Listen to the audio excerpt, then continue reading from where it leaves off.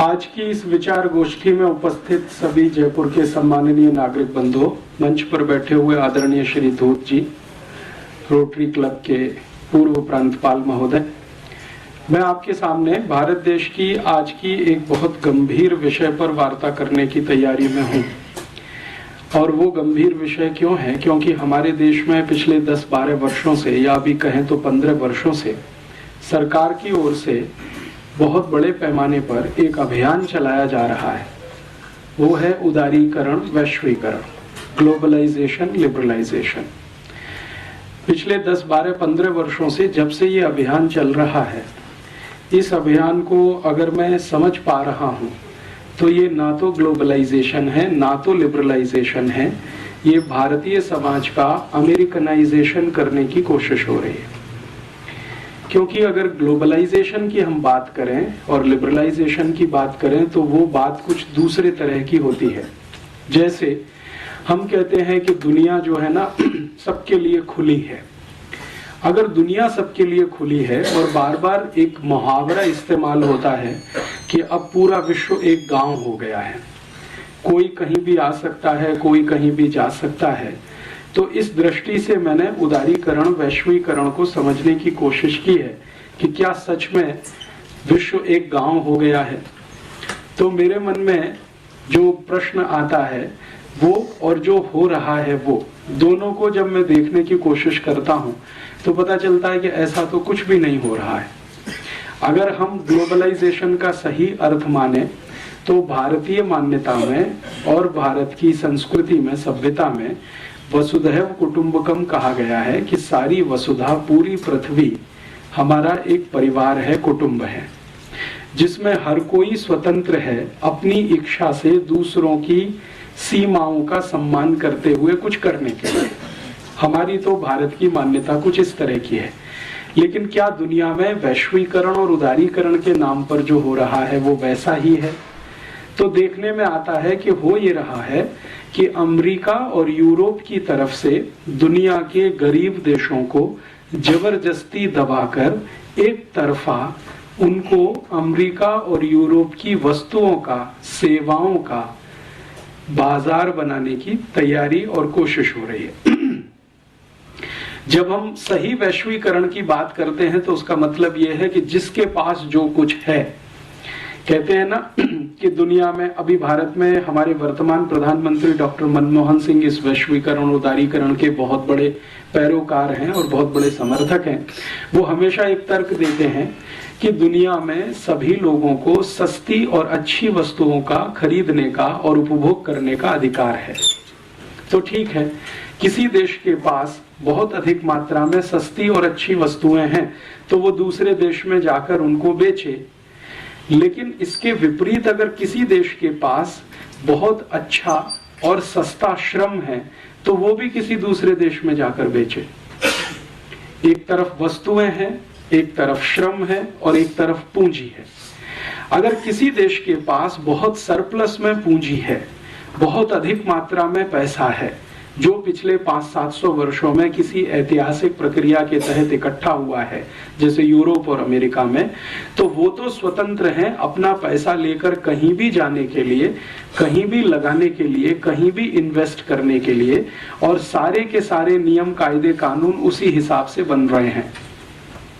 WTO की, विश्व व्यापार संगठन की, अंतर्राष्ट्रीय मुद्रा कोष और विश्व बैंक की जो शर्तें हैं वो कुछ इस तरह की हैं कि अमीर देश अपनी पूंजी को लेकर किसी भी देश में जाएं, कुछ भी उत्पादन करें, बिक्री करें और मुनाफा लेकर अपने देश में आए।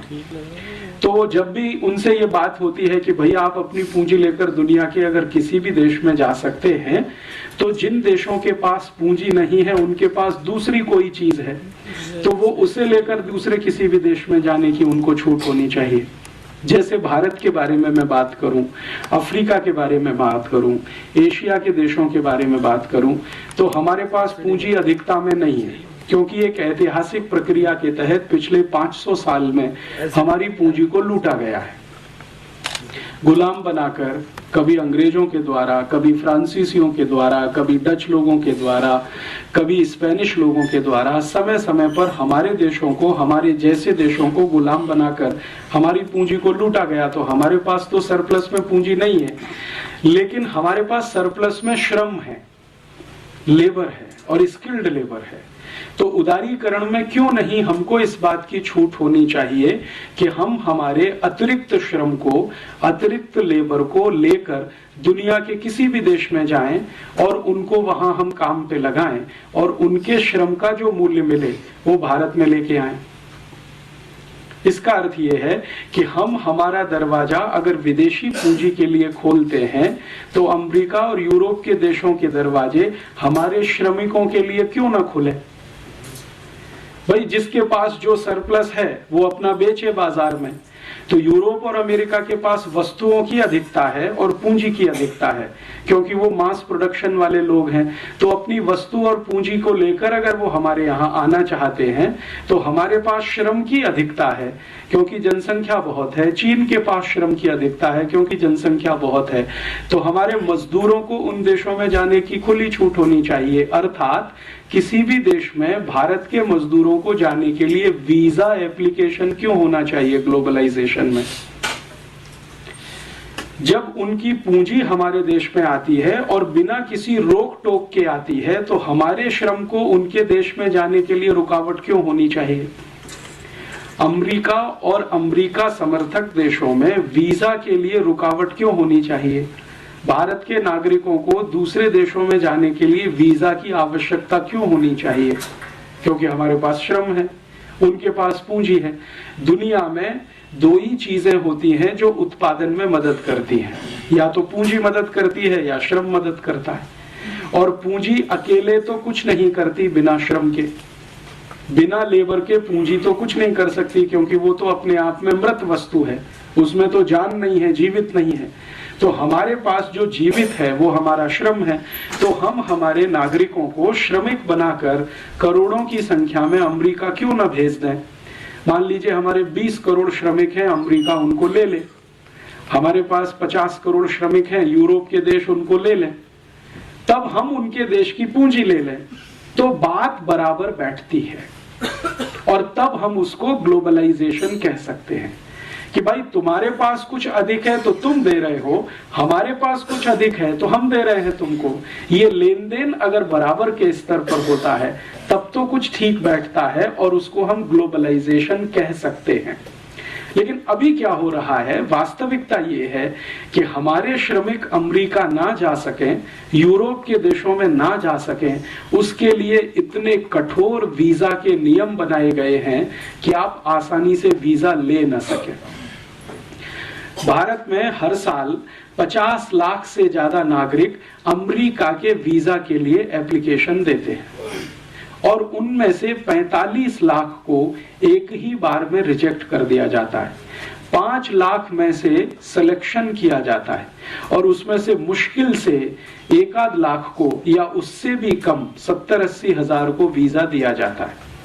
तो हमारे यहाँ से नागरिक उनके यहाँ नहीं जा सकते, लेकिन उनके यहाँ से पैसा हमारे यहाँ आ सकता है। अच्छा, जब इन देशों के साथ इस तरह की बात होती है तो वो एक तर्क देते हैं।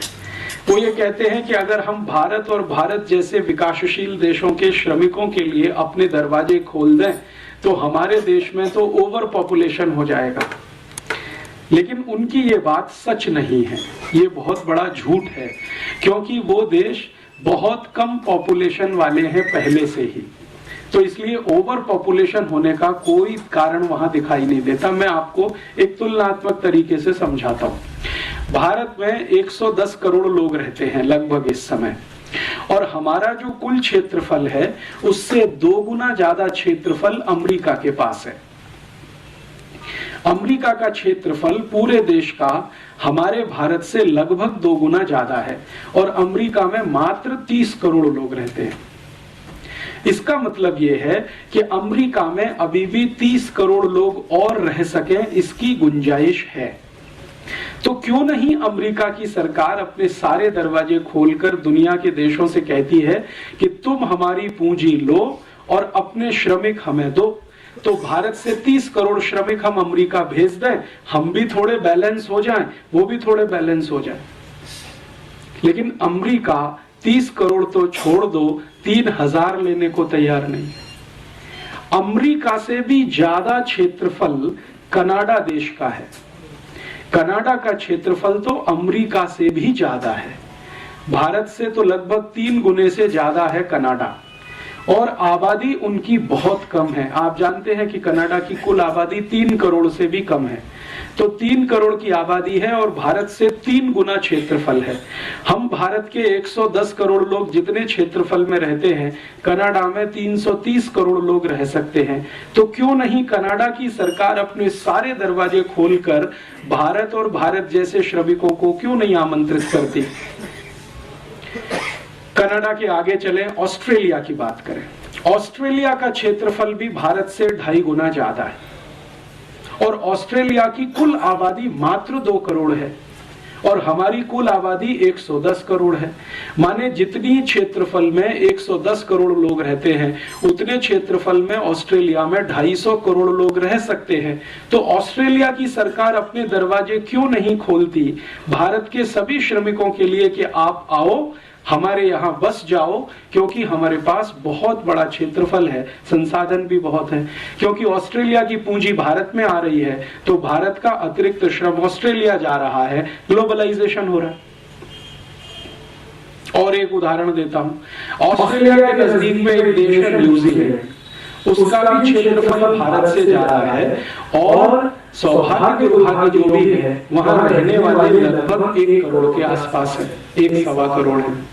तो क्यों नहीं न्यूजीलैंड की सरकार ये कहती है कि आप आओ, आपके लिए सारे दरवाजे खुले हैं, हमारे पास पूंजी ज्यादा है, आपके पास श्रम ज्यादा है, आप अपने श्रमिकों को न्यूजीलैंड भेज दो, हम उनको खपा लेंगे, क्योंकि हमारे पास बहुत सारे रिसोर्सेज भी हैं और बहुत जमीन भी है।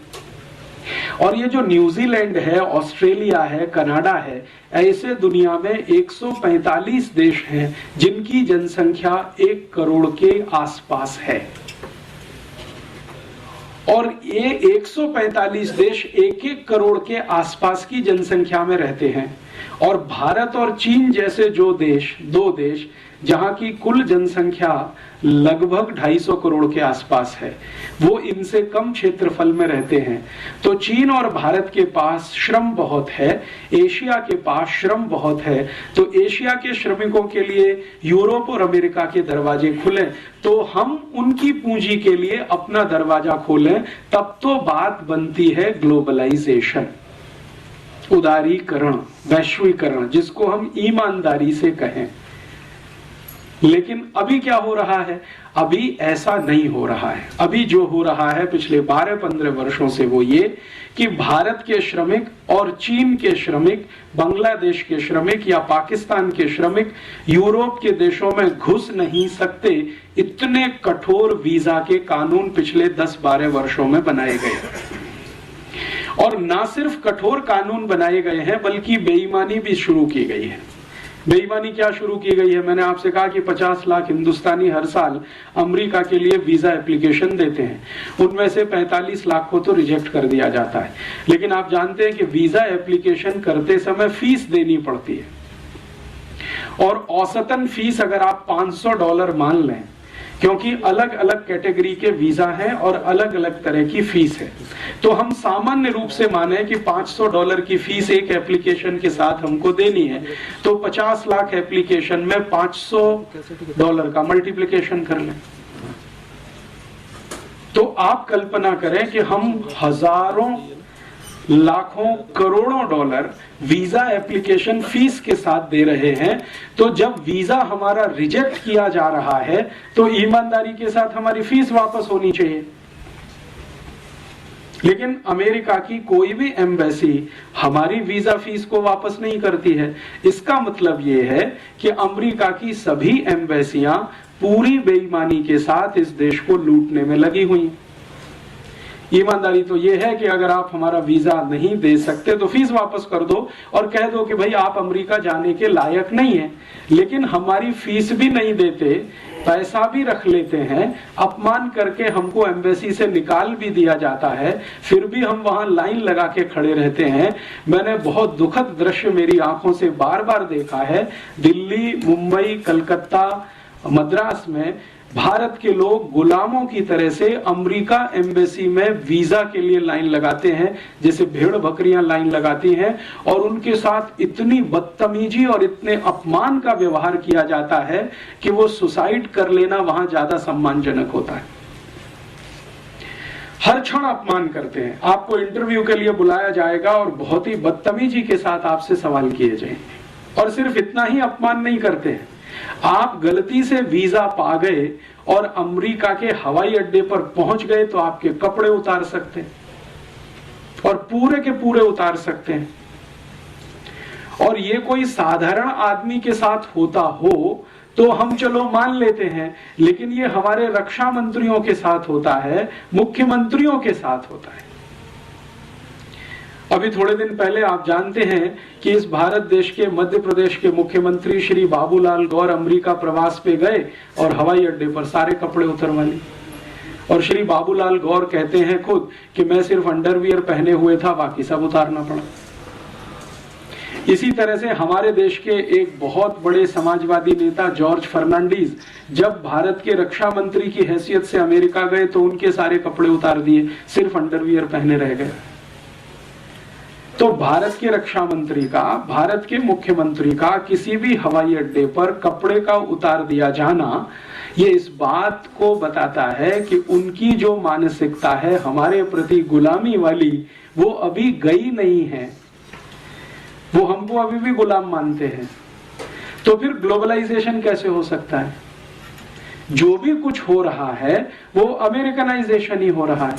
वहां से तो सब कुछ यहां आए, वहां की कंपनियां यहां आए, वहां की सेवा करने वाली संस्था यहां आए, वहां के विशेषज्ञ यहां आए, डॉक्टर्स आए, चार्टर्ड अकाउंटेंट्स आए, इंजीनियर्स आए, वहां के एडवोकेट्स भारत में आए, सब कुछ वहां का यहां आए। वहां की दाल आए, चावल आए, चना आए, मटर आए, वहां की सब्जियां आए, सब कुछ। यहां से कुछ ना जाए वहां की संस्कृति आए, वहां की सभ्यता आए, वहां की परंपरा आए, सब कुछ आए, यहां से कुछ ना जाए वहां। तो ये तो कुछ ग्लोबलाइजेशन नहीं है, और ये तो कुछ लिबरलाइजेशन भी नहीं है। और ग्लोबलाइजेशन और लिबरलाइजेशन के सही शब्दों को अगर अर्थ करना सीखें, उदारीकरण और वैश्वीकरण की सही परिभाषा करना सीखें, तो हमारे यहाँ संस्कृति में बहुत विस्तार पूर्वक कहा गया वसुधैव कुटुंबकम, मतलब पूरी दुनिया आपके लिए परिवार जैसी है। माने दुनिया के साथ आप परिवार जैसा व्यवहार करें।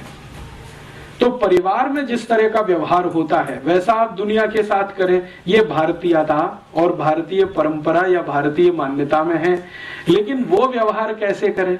वो तो परिवार मानते नहीं है। वो तो मानते हैं कि आप गुलाम हैं, पहले भी थे, आज भी हैं, और आपकी गर्ज है जो आप अमेरिका आने के लिए वीजा एप्लीकेशन लगाते हैं। अमेरिका सरकार की कोई गर्ज नहीं है आपको बुलाने की।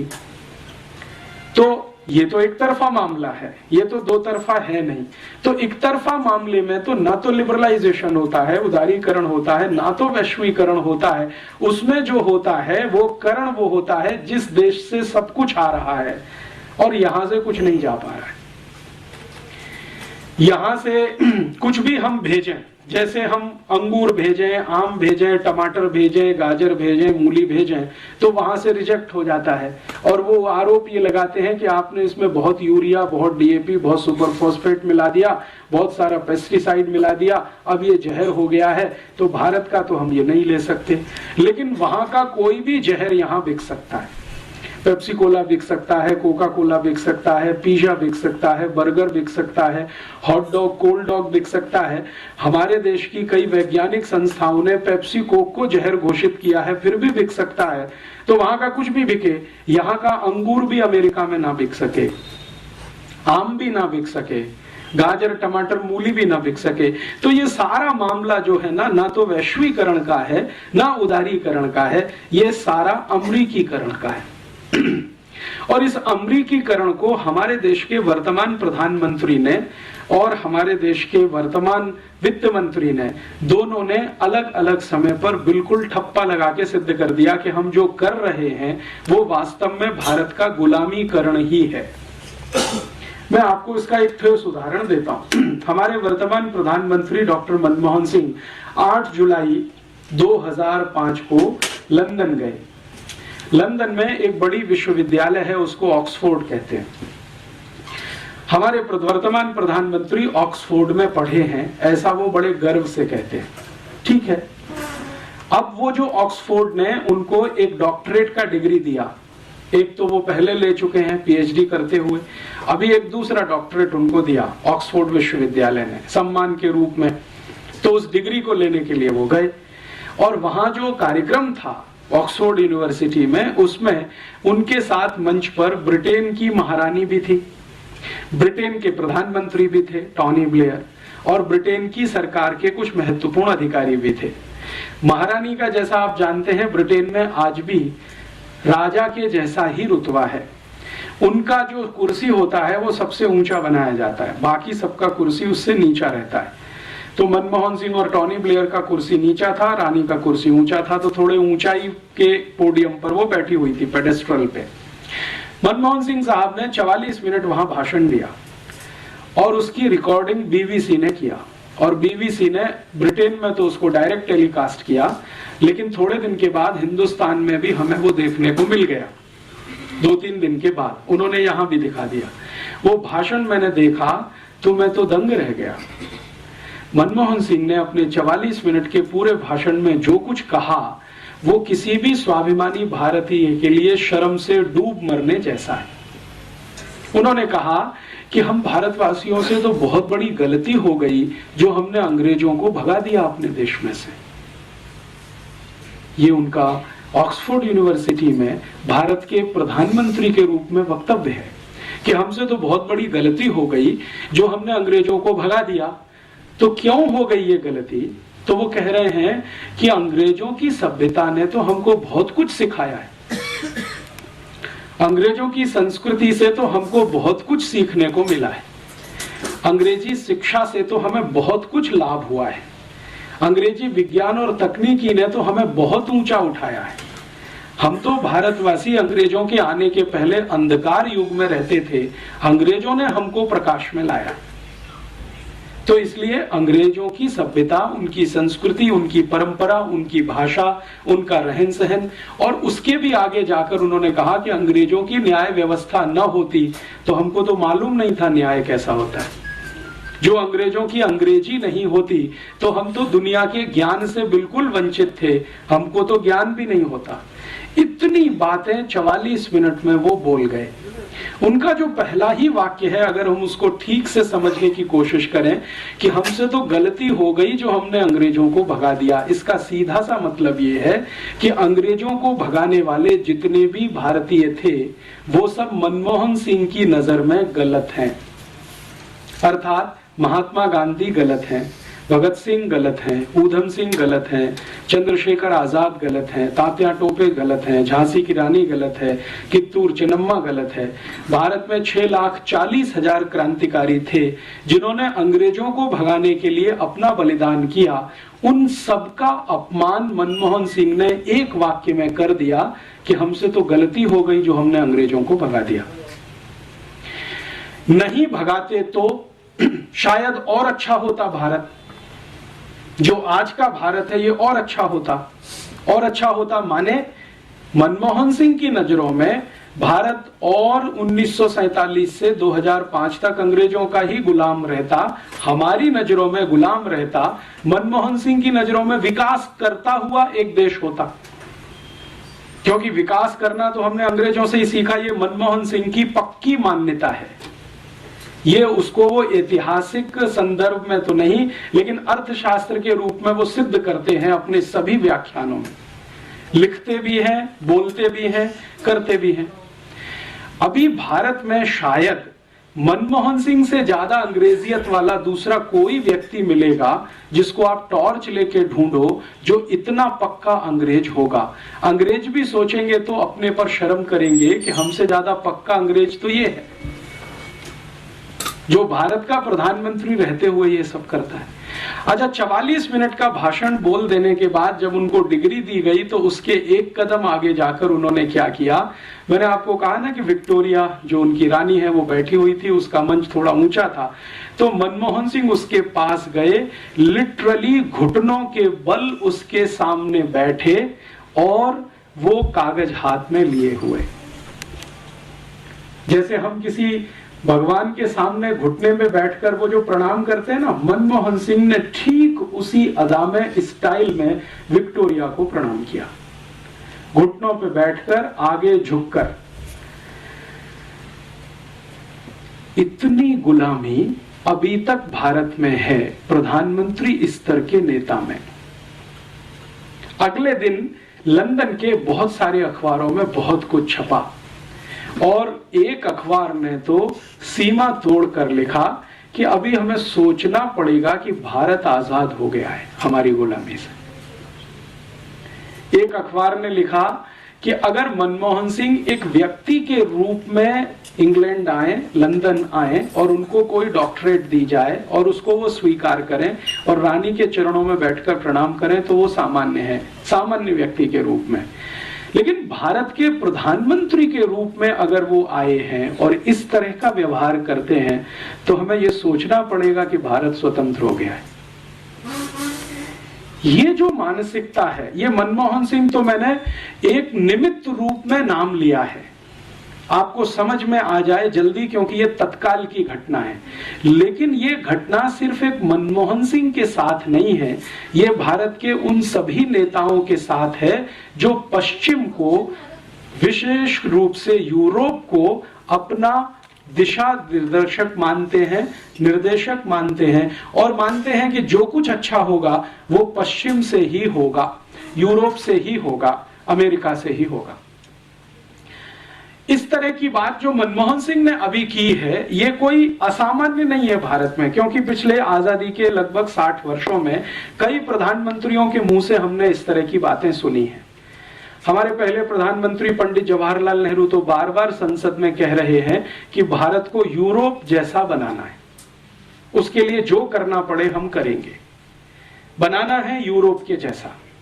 और इसको उन्होंने 1953 में स्वीकार किया है। उनकी एक चिट्ठी है जो कनाडा के प्रधानमंत्री को उन्होंने लिखी है और उस पर उन्होंने स्पष्टता से कहा है कि मेरे और महात्मा गांधी के बहुत बड़े वैचारिक मतभेद हैं भारत के विकास को लेकर।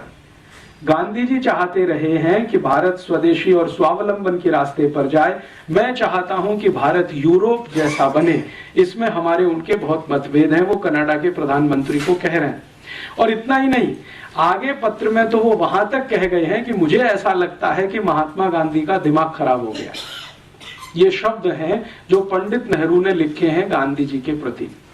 और पत्र की अंतिम वाक्य तो उनकी इतनी खराब है, वो कहते हैं कि ये खूसट बुढ़ा, जो शब्द इस्तेमाल किया है, ये खूसट बुढ़ा जितनी जल्दी चला गया हमारे लिए उतना अच्छा।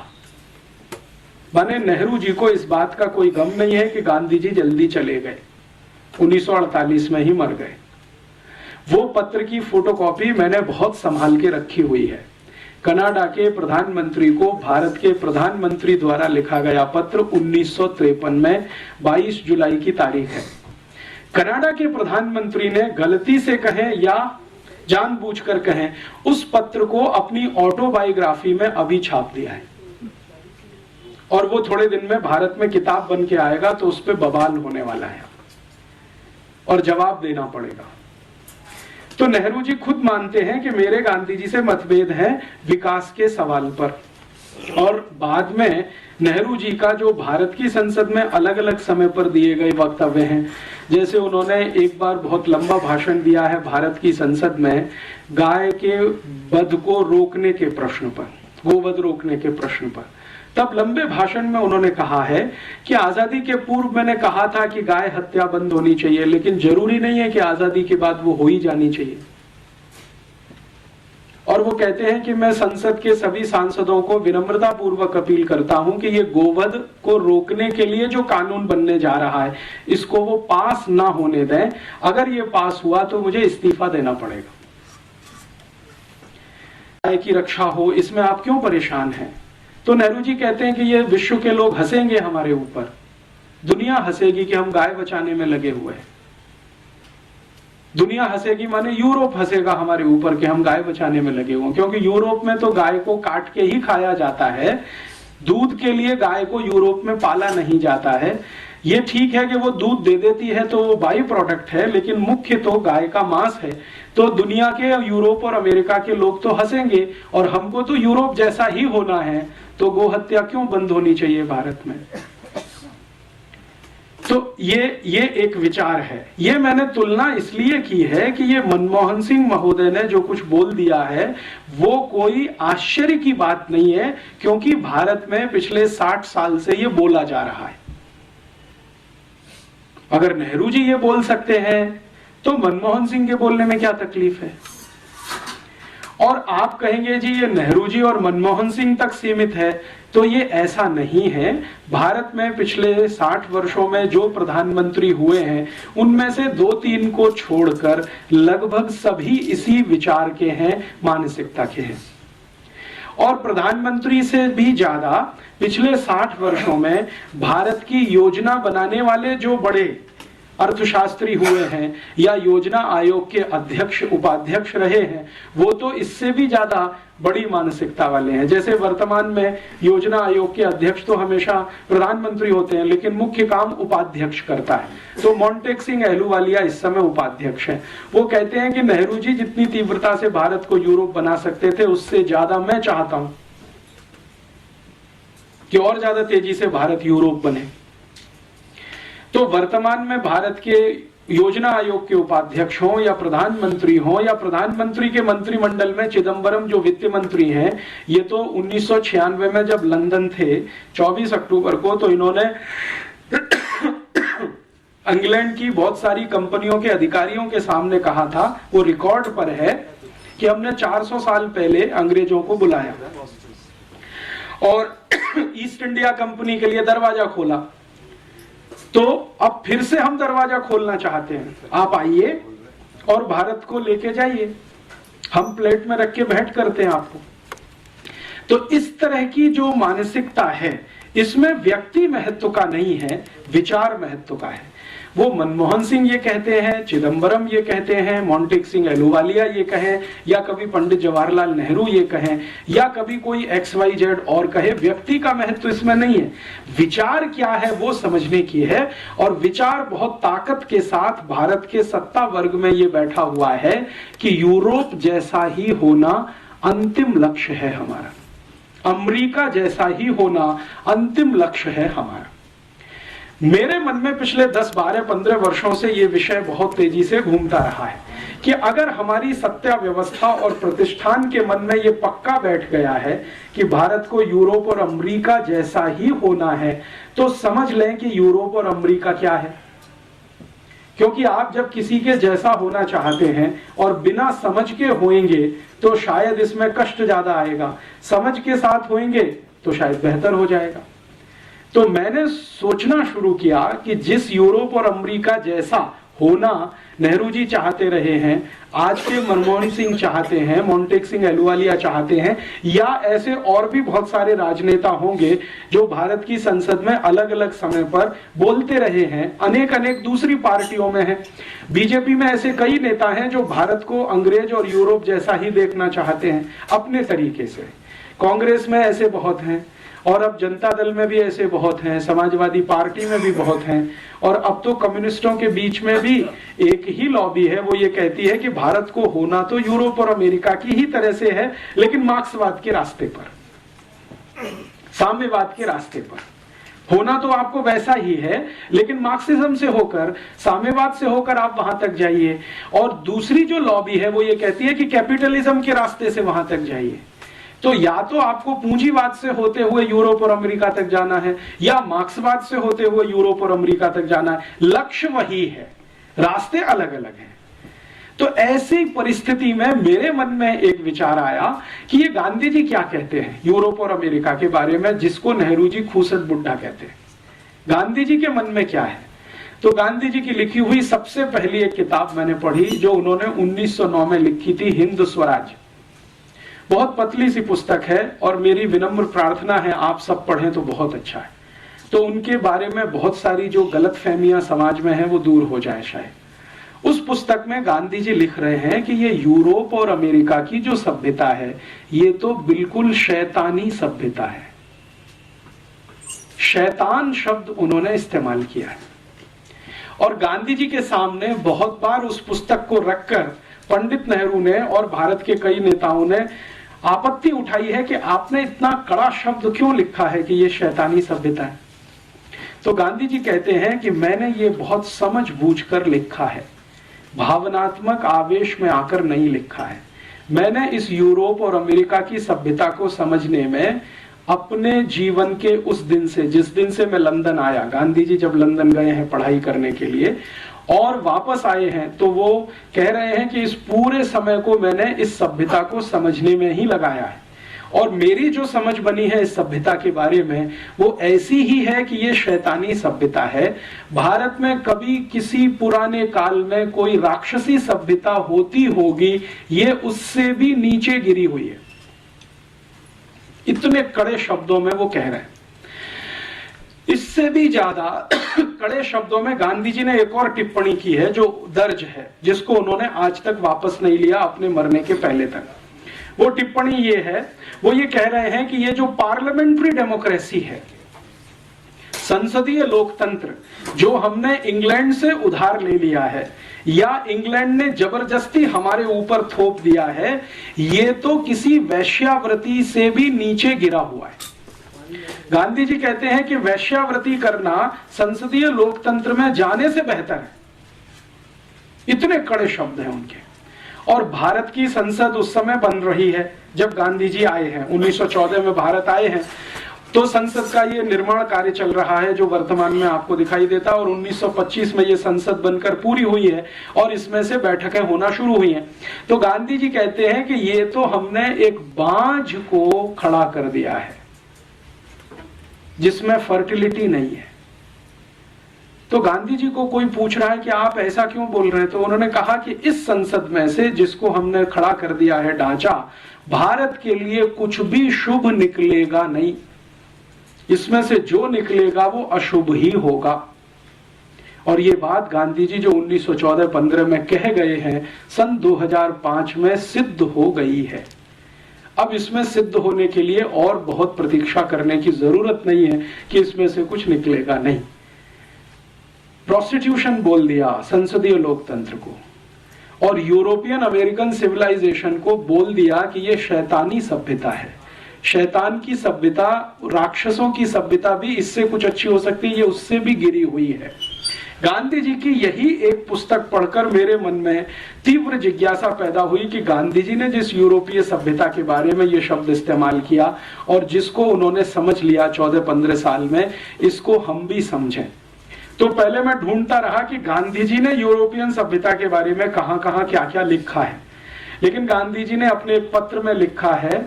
मीरा बहन जो गांधी जी की एक सहयोगी थी, मैडलिन स्लेड उनका मूल नाम था, आयरिश लेडी थी, गांधी जी के साथ आकर उन्होंने बहुत दिन काम किया, तो उनको बहुत सारे पत्र उन्होंने लिखे हैं। तो उसमें एक पत्र है जिसमें वो कहते हैं कि देखो, मुझे कभी समय मिला, फुर्सत हुई तो विस्तार के साथ में पश्चिमी सभ्यता के बारे में लिखूंगा, तुमको कोई आपत्ति तो नहीं होगी।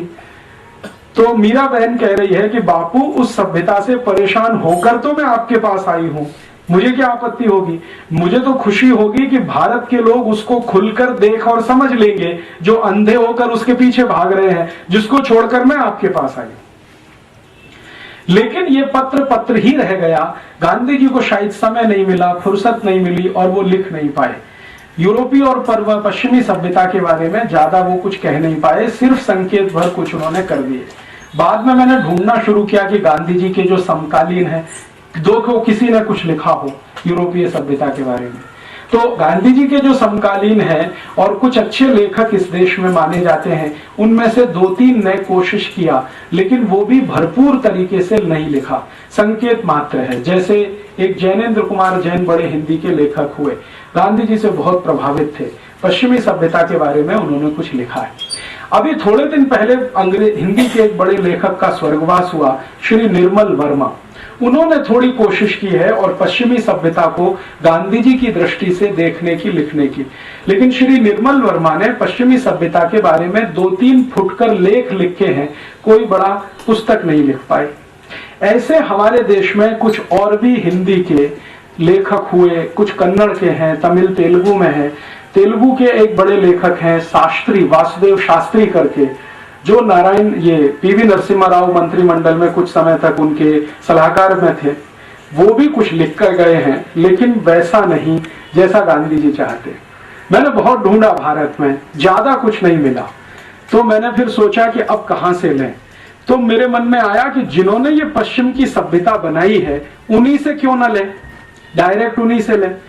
भारत का कोई लेखक कुछ लिखता है उसके बारे में, उससे अच्छा यह है कि पश्चिम के लेखकों ने अपनी सभ्यता के बारे में जो लिखा है उसी को इकट्ठा करें। आप जानते हैं कि ये पूरी की पूरी पश्चिमी सभ्यता या यूरोपियन सभ्यता या अमेरिकी सभ्यता, जो भी नाम ले, इसका सबसे बड़ा अथॉरिटी अगर कोई माना जाता है पूरी दुनिया में, वो है प्लेटो। प्लेटो के बारे में दुनिया के सभी दार्शनिक एक वाक्य कहते हैं और वो बहुत महत्व का है, बहुत महत्व का है। वो वाक्य है, the whole of the European civilization is a foot note of Plato. The whole of the European civilization is a foot note of Plato. माने पूरी की पूरी यूरोपियन सभ्यता, पश्चिमी सभ्यता प्लेटो के फुट नोट के जैसी है।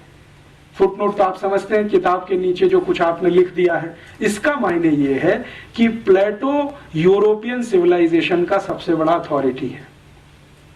मैंने प्लेटो को पढ़ना शुरू किया और प्लेटो की जितनी भी पुस्तकें उपलब्ध हैं बाजार में, हिंदी में हो या अंग्रेजी में या किसी अन्य भाषा में, मैंने कोशिश की है कि उसको मैं जानूं। तो ज्यादातर अंग्रेजी में उपलब्ध है, मैंने वो सब पढ़ डाली। और प्लेटो की जो सबसे महान पुस्तक मानी जाती है रिपब्लिक, जिसके बारे में सारी दुनिया उसकी चर्चा करती है, उसको मैंने 8-10 बार पढ़ डाला।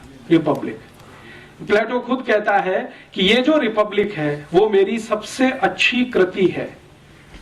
प्लेटो ने बहुत कुछ लिखा, लेकिन रिपब्लिक के बारे में वो खुद कहता है कि ये मेरी सबसे अच्छी कृति है। सोक्रेटिस, सुकरात, जो बहुत कुछ लिख गए अपनी सिविलाइजेशन के बारे में, उनका मैंने कुछ इकट्ठा किया। देकार्ते, बहुत बड़े दार्शनिक हैं यूरोप के, उनका बहुत कुछ इकट्ठा किया। लेविनिज, बहुत बड़े फिलोसोफर माने जाते हैं, उनका इकट्ठा किया। रूसो, जो मॉडर्न फिलोसोफर्स में जिसकी सबसे बड़ी ऊंचाई है पूरे यूरोप में, रूसो, उनका लिखा हुआ सब इकट्ठा किया। और यूरोप की अलग अलग विश्वविद्यालयों में अलग अलग समय पर उनकी सभ्यता के बारे में जो रिसर्चेस हुए हैं, उनके पेपर्स भी इकट्ठे किए। सबसे ज्यादा रिसर्च हुई है यूरोपियन सिविलाइजेशन पर, तो फ्रेंच में हुई है। फ्रांस की जो यूनिवर्सिटी है लियों में, जो सबसे बड़ी विश्वविद्यालय, पेरिस यूनिवर्सिटी जिसको कहते हैं, उसमें सबसे ज्यादा काम हुआ है यूरोपियन सिविलाइजेशन पर। वहां से कुछ पेपर्स इकट्ठे किए।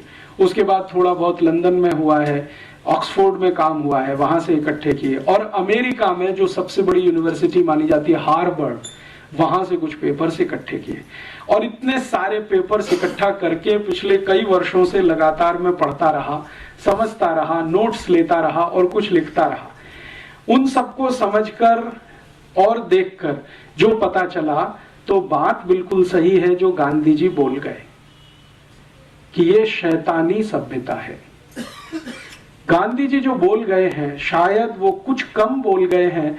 इतना सब पढ़ने के बाद मुझे लगता है कि ये उससे भी ज्यादा आगे गिरी हुई सभ्यता है। इस सभ्यता के कुछ बिंदु मैं आपके सामने अभी लाना चाहता हूं।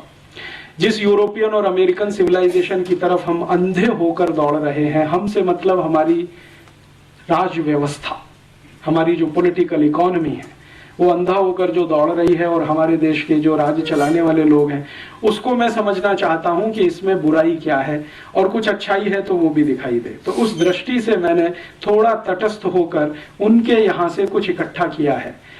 मेरे अपने 15 साल का जो अभ्यास क्रम है इस विषय का, वो ये बताता है कि किसी भी सभ्यता को अगर देखना हो, ठीक से समझना हो, तो उसकी प्राइवेट लाइफ आपको पता होना बहुत आवश्यक है। क्योंकि जो सिविलाइजेशन होती है वो प्राइवेट लाइफ से शुरू होती है। निजी जीवन जो होता है आपका, वो आपकी सिविलाइजेशन को पूरी तरह से बताता है। जो सार्वजनिक जीवन है वो सिविलाइजेशन को कई बार नहीं बताता। क्यों? क्योंकि सार्वजनिक जीवन में आप कई बार पाखंड कर रहे होते हैं, ढोंग कर रहे होते हैं, आप जो नहीं होते हैं उसको दिखाने की कोशिश कर रहे होते हैं। तो सार्वजनिक जीवन तो बहुत विवादास्पद हो जाता है। निजी जीवन में विवाद नहीं होता, क्योंकि वहां जो है वो है। घर के अंदर आप जैसे हैं वो आपका प्राइवेट लाइफ बता देता है कि आपकी सिविलाइजेशन कैसी है।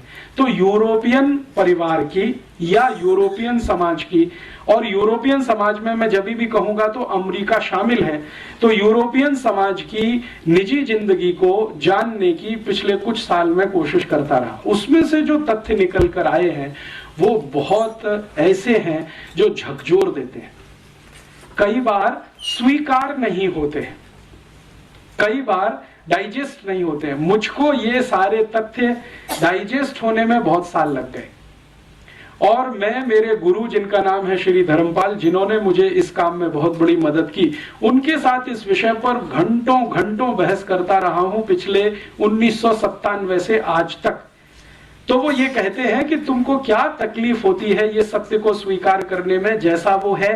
मैंने कहा मुझे जो बताया गया है यूरोप के बारे में और अमेरिका के बारे में वो इन तथ्यों से बिल्कुल उल्टा है। तो उन्होंने कहा कि सोच लो, जो तुम्हें बताया गया है वो गलत है और जो अभी तुम देख रहे हो वो ही सच है। तो मैं उनसे हमेशा ये पूछता रहा कि जिन लोगों ने मुझे ये बताया कि यूरोप ऐसा है, अमेरिका ऐसा है, उन लोगों ने शायद इनको जानबूझकर छुपा के रखा हमसे। तो उनका इसलिए कि उनको तुम्हें गुलाम बना के रखना था। तो अंग्रेजों ने अपने बारे में योग बताया, वो थोड़ा अच्छा ही होगा, खराब क्यों बताएंगे? खराब तो तुमको खोजना पड़ेगा अगर उनका पूरा सत्य देखना है तो वो जो कुछ दिखाई देता है वो गांधी जी के कहे से बिल्कुल मेल खाता है। अभी मैं यूरोपियन सभ्यता के बारे में आगे बढ़ूं उससे पहले एक सत्य उनका आपके सामने उद्घाटित करूं। वो आप सब जानते हैं, लेकिन ध्यान में लाने के लिए, यूरोप जो है वो एक खास तरह के वातावरण में रहने वाला इलाका है।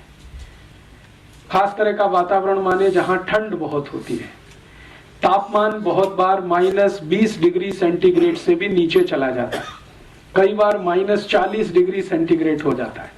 दुनिया में माना जाता है कि 0 डिग्री तापमान जो है ना सबसे न्यूनतम है, लेकिन वो -20 उससे भी नीचे है, -40 और ज्यादा नीचे है। तो कई बार -20 -40 डिग्री सेंटीग्रेड टेम्परेचर हो जाए और वो 2-2 3-3 महीने तक लगातार रहे, तो आप कल्पना करिए कि कैसा इलाका होगा। भयंकर ठंड वाला, बर्फ वाला इलाका है। यूरोप में 23 देश तो ऐसे हैं जहां साल में 9 महीने सूर्य का प्रकाश जमीन पर नहीं आता। 23 देशों में तो सूर्य का प्रकाश 9 महीने तक जमीन पे नहीं आता। परिणाम क्या होगा? जिन देशों में 9 महीने तक सूर्य का प्रकाश जमीन पर नहीं आएगा, वहां की जमीन में घास का तिनका कैसे उगेगा? क्योंकि पूरा का पूरा जो साइंस है, बोटेनिकल और प्लांट वैरायटीज का जो साइंस है, वो तो ये कहता है कि बिना सूर्य के प्रकाश के जमीन से अंकुरण नहीं होता। बीज आप कितना भी डालो, लेकिन उसमें अंकुरण होने के लिए जो गर्मी चाहिए वो गर्मी सूर्य ही देता है। तो बीज तो आपने डाल दिया, लेकिन अंकुरण की ताकत तो सूर्य के प्रकाश में है। 9 महीने तक सूर्य का प्रकाश जिस क्षेत्र में नहीं आएगा, वहां 9 महीने तक तो जमीन में से कुछ नहीं उगेगा। तो यूरोप के 23 देशों में साल में 9 महीने जमीन में से कुछ उत्पादन नहीं होता, और 6 महीने तक तो बर्फ ही बर्फ रहती है। और बर्फ भी इतनी होती है कि उसको काट कर हटाना उनके जिंदगी का सबसे बड़ा काम है। आज आप कनाडा चले जाइए, इस समय ऑस्ट्रेलिया चले जाइए, न्यूजीलैंड चले जाइए, फ्रांस में चले जाइए, तो वहां की सरकारों की बहुत सारी संस्थाएं और प्रशासन बर्फ हटाने के काम में ही रात दिन लगा रहता है ताकि सड़क को चलने लायक बनाया जा सके। और यूरोप में ज्यादातर घर जो होते हैं वहां दरवाजे दो तरह के हैं, एक तो आपका फ्रंट डोर है और एक छत के ऊपर से है। कई बार बर्फ इतनी होती है कि सामने का दरवाजा बंद होता है सड़क वाला, तो छत के ऊपर के दरवाजे से जाना पड़ता है। ऐसा इलाका है। तो उससे मैं एक ही बात आपके ध्यान में लाना चाहता हूं, बहुत ठंडी वाला इलाका है, बहुत सर्दी वाला इलाका है, ठंड सबसे ज्यादा होती है। गर्मी क्या होती है ये यूरोप के लोगों को अंदाजा नहीं है। कभी तापमान गर्मियों में 30 डिग्री के ऊपर चला जाए तो हाय तौबा हो जाती है। तो ऐसा एक क्षेत्र है, विशेष क्षेत्र है। ये अच्छा है खराब है मैं नहीं कह रहा हूं, मैं सिर्फ एक बात कह रहा हूं कि वो एक विशेष क्षेत्र है जो बहुत ठंडी में रहता है। तो एक कल्पना मेरे मन में आती है जो सच दिखाई देती है। लगातार लोग अगर ऐसे इलाके में रहते हैं तो शायद वो भी बर्फ जैसे ही ठंडे होते हों। सालों साल सालों साल सालों साल अगर आपको रहना पड़े, पीढ़ी दर पीढ़ी, पीढ़ी दर पीढ़ी, पीढ़ी दर पीढ़ी, कोई 10-20 साल का कहानी नहीं है, 2000, 2500, 3000 साल का कहानी। हर पीढ़ी को ऐसे ही वातावरण में अगर रहना पड़े तो शायद लोग भी वैसे होते हों। बर्फ जैसे ठंडा होने का मतलब है मानसिकता के स्तर पर, माने भावनात्मक कम होना, रागात्मक कम होना, सहृदयात्मक कम होना, क्योंकि ये तो सब गर्म देशों की निशानियां हैं। और बहुत बार मैं मेरे मन में एक प्रश्न उठाता रहता हूं कि ये यूरोप का पूरा इलाका एक भी किसी सभ्यता को जन्म नहीं दे पाया अपने के बाद, और एक भी धर्म को नहीं दे पाया अपने के बाद। उनका अपना धर्म जिसको आज वो मानते हैं वो भी एशिया से गया है, जिसको क्रिश्चियनिटी कहा जाता है, वो यूरोप में नहीं है। आप जानते हैं इजराइल है, इजराइल एशिया में है और इजराइल उतना ही गर्म स्थान है जितने हम लोग हैं। हमारे यहाँ जिस तरह का वातावरण है लगभग उसी तरह का वहां है। अरब देशों में जिस तरह का वातावरण है लगभग इजराइल में वैसा ही है। तो सामान्य रूप से एशिया को गर्म माना जाता है। तो ये गर्म स्थान में से ही ईसाईयत निकली है, इसी गर्म स्थान में से इस्लाम निकला है और इसी गर्म स्थान में से हिंदुइज्म निकला है या भारतीयता निकली है। क्या कारण है ठंडे इलाकों से कोई धर्म नहीं निकलता? शायद उनके ठंडेपन के कारण, क्योंकि ठंडे इलाकों के लोगों की जो प्राथमिकताएं हैं वो गर्म इलाके के लोगों से बिल्कुल अलग होंगी। आप जरा सोचें, अगर मान लीजिए लगातार पीढ़ी दर पीढ़ी आपको बहुत बर्फ के क्षेत्र में रहना है तो आपकी प्राथमिकताएं तो बिल्कुल अलग होने वाली हैं उन लोगों से जो पीढ़ी दर पीढ़ी गर्म इलाकों में रहते हैं। तुलनात्मक रूप से प्राथमिकताएं तो अलग होने ही वाली। तो प्राथमिकताओं के अलग होने से शायद और दूसरी चीजें भी आती होंगी। अगर हमारी प्राथमिकता है तो उसमें से हम अपनी तरह की दुनिया बनाएंगे। सारी दुनिया प्राथमिकता के हिसाब से बनती है। हमारे घर की कुछ प्राथमिकताएं हैं, उसके हिसाब से हम हमारा घर बनाते हैं। दूसरे के घर की प्राथमिकताएं कुछ अलग हैं, उसके हिसाब से वो अपना घर बनाता है। दो घरों की प्राथमिकताएं कभी एक जैसी नहीं होती, तो दो घरों की वास्तु और रचना भी एक जैसी नहीं होती। दो घरों की रसोइयां भी एक जैसी नहीं होती। किसी घर की रसोई में कुछ खास तरह की चीज है, दूसरे में कुछ खास तरह की चीज है। वो सब प्राथमिकताओं का किस्सा है। तो यूरोप के लोगों की प्राथमिकताएं शायद सबसे ज्यादा ये होती होंगी इस बर्फ से बचना, इस ठंड से बचना, किसी तरह अपने को जिंदा बनाकर रखना, किसी भी तरह अपने को जिंदा बनाकर रखना, ये उनकी सबसे बड़ी प्राथमिकता होती होगी। इसलिए उनको हर समय, हर क्षण, हर स्थान पर एयर कंडीशनिंग की जरूरत पड़ती है। हमको नहीं है, क्योंकि हमारी प्राथमिकता में ठंड से लगातार बचना शामिल नहीं है। तो शायद नहीं है। आप जानते हैं यूरोप के सभी मॉल्स, शॉपिंग कॉम्प्लेक्स, अमेरिका के सभी मॉल्स, शॉपिंग कॉम्प्लेक्स, उनकी पब्लिक बिल्डिंग्स, प्राइवेट बिल्डिंग, सभी सेंट्रली हीटेड और सेंट्रली कूल्ड होती हैं। अब इसको लेकर अगर हम कोई अपनी ओपिनियन बनाते हैं, साहब देखो ये कितने ऊंचे लोग हैं, कितने हमसे आगे लोग हैं, जो सब कुछ इन्होंने सेंट्रली कूल्ड और सेंट्रली हीटेड बना रखा है, तो ये हमारी मूर्खता है, उनकी नहीं है, क्योंकि वो उनकी प्राथमिकता का हिस्सा है। उनको जिंदा रखना है अपने आप को, तो गाड़ियों को भी ऐसा ही बनाना पड़ेगा, सेंट्रली कूल्ड और सेंट्रली हीटेड। कई बार हम यूरोप के अखबारों में पढ़ते हैं, अमेरिका के अखबारों में पढ़ते हैं, और इस तरह की बहुत खबरें आती हैं कि इतनी बर्फ गिरती है, गाड़ी चल नहीं सकती है, तो गाड़ी को अंदर से स्टार्ट करके हीट करके बैठना पड़ता है घंटों घंटों तक इंतजार करने के लिए कि मौसम साफ हो तो हम 1 किलोमीटर आगे बढ़ें। अब हम इसको एक विशेषता के रूप में जब प्रचारित करना शुरू करें, अरे साहब यूरोप की तो सभी कारें सेंट्रली हीटेड होती हैं, तो वो हमारी मूर्खता है, उनकी वो विवशता है, उनके लिए वो आवश्यकता है, उनके लिए वो प्राथमिकता है, उनकी वो प्रायोरिटी है।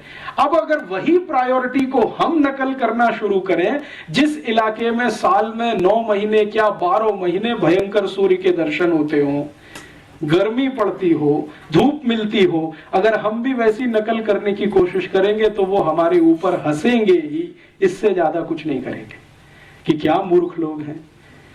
ये अपने हिंदुस्तान में भी वैसे ही कर लेना चाहते हैं जैसे हम हैं। हम तो मजबूरी में हैं क्योंकि हमारी व्यवस्था ऐसी है, ये तो शौक के साथ उस रास्ते पे जा रहे हैं। मैं कहना यह चाहता हूं कि शायद हिंदुस्तान की सभी गाड़ियों को सेंट्रली हीटेड और सेंट्रली कूल्ड करने की जरूरत नहीं है, क्योंकि मौसम ही हमारे यहां इस तरह का है। लेकिन अगर हम इसी तरह की गाड़ियां बनाते जाएं और अपने को अभ्यस्त करने की कोशिश करें, तो ये तो कुछ ऐसी ही कहानी है, बिना जाने समझे दूसरों की नकल करना, और उसको हम अपनी हीनता के साथ जोड़ें और उनकी ऊंचाई के साथ जोड़ना शुरू करें। देखो यूरोप अमेरिका वाले बहुत ऊंचे हैं, जो सेंट्रल एयर कंडीशन सिस्टम सब जगह बनाते हैं और सेंट्रली कार बनाते हैं एयर कंडीशन और हीट, और हम नहीं कर पाते हैं, तो हम पीछे हैं, वो हमसे आगे हैं। इस तरह का जब तुलना करना शुरू करते हैं तो ये सिवाय हास्यास्पद होने के और कुछ नहीं है। एक बार उनका क्षेत्र क्या है ये हमारे समझ में आए तो हर चीज उनको समझ में। अब देखिए, जब आप बहुत ठंड वाले इलाके में रहेंगे तो आपको अपने को गर्म रखने के लिए कुछ ना कुछ एक्स्ट्रा क्यूरिकुलर करना पड़ेगा, एक्स्ट्रा एक्टिविटीज करनी पड़ेंगी ताकि आप गर्म बने रहें। नहीं तो ठंडे पड़ गए तो आप गर्म बने रहें, इसके लिए कुछ ऐसा करते रहिए। तो आप जरा ध्यान दें, यूरोप के देशों में लोगों के अपने वैयक्तिक जीवन के जो कुछ हैं हिस्से, वो किस तरह के हैं। उदाहरण के लिए उनका डांस ले लें। उनके डांस में हम हमेशा देखते हैं यूरोप और अमेरिका में कि सबसे ज्यादा तेज पद संचालन होता है। अगर आप पूर्वी यूरोप में जाएं, जिसको सोवियत संघ पहले कहा जाता था, और सोवियत संघ का जो पड़ोस है, पोलैंड है, चेकोस्लोवाकिया, बल्गारिया, रोमानिया, हंगरी आदि आदि, वहां का कोई भी डांस देखें जो यूरोप का हिस्सा, तो सबसे फास्ट, सबसे तेज पद संचालन उन्हीं के नृत्य में है। क्यों? यूरोप का डांस आपने देखा, बहुत सारे ट्रुप्स आते हैं, यूरोपियन ट्रुप्स, जिनके डांस मैंने दिल्ली में देखे हैं, मुंबई में देखे हैं। वो इतना तेज क्यों करते हैं? शायद वो उनकी जरूरत होगी, क्योंकि इतना तेज करने से शायद शरीर में ऊर्जा ज्यादा पैदा होती होगी, तो शायद उस ठंड से लड़ने में मदद करती होगी। हम भारत की बात करें, भारत की कल्पना करें, यहां जो वातावरण है और व्यवस्था है ये गर्म है, और थोड़ी ज्यादा ही गर्म है। गर्मियों में तो अति गर्म है, 50 डिग्री सेंटीग्रेड है। तो 50 डिग्री सेंटीग्रेड वाले क्षेत्र में रहने वाले लोग अगर डांस बनाएंगे तो वैसा तो नहीं हो सकता जैसा उनका है, क्योंकि हमारे पास तो पहले से ही गर्मी बहुत है। तो हमारे डांस जितने होंगे उसके जो पद संचालन होंगे वो बहुत सॉफ्ट होंगे, कम होंगे, धीमे होंगे, रिदम भी उतना ही धीमा होगा, पद भी उतने ही धीमे रखे जाएंगे, संचालन भी उतना ही धीमे होगा। अब इसको लेकर हम जब ये कंपैरिजन करें कि भाई उनका डांस तो बहुत अच्छा है, पॉप है, रॉक है, और उनका जो म्यूजिक है वो इतना फास्ट है, क्योंकि म्यूजिक फास्ट होना ही पड़ेगा जब डांस फास्ट है। आप ऐसा तो नहीं कर सकते कि डांस उनका फास्ट है और म्यूजिक स्लो हो जाए, ये तो होने वाला नहीं है। होएगा तो बैठेगा नहीं कहीं, सामंजस्य नहीं बैठेगा, तो उनको अपना सामंजस्य बिठाना है। डांस फास्ट करना है तो म्यूजिक फास्ट रखना पड़ेगा, तो म्यूजिक भी वैसा ही है। तो हम बार बार ये कहते हैं यार ये तो यूरोपियन म्यूजिक बहुत फास्ट है, समझ में नहीं आता, तो सुनते क्यों है, जरूरत क्या है उसकी। उस ठंडे क्षेत्र के लोगों की जो निजी जिंदगी है वो कैसी है, प्राइवेट लाइफ कैसी है।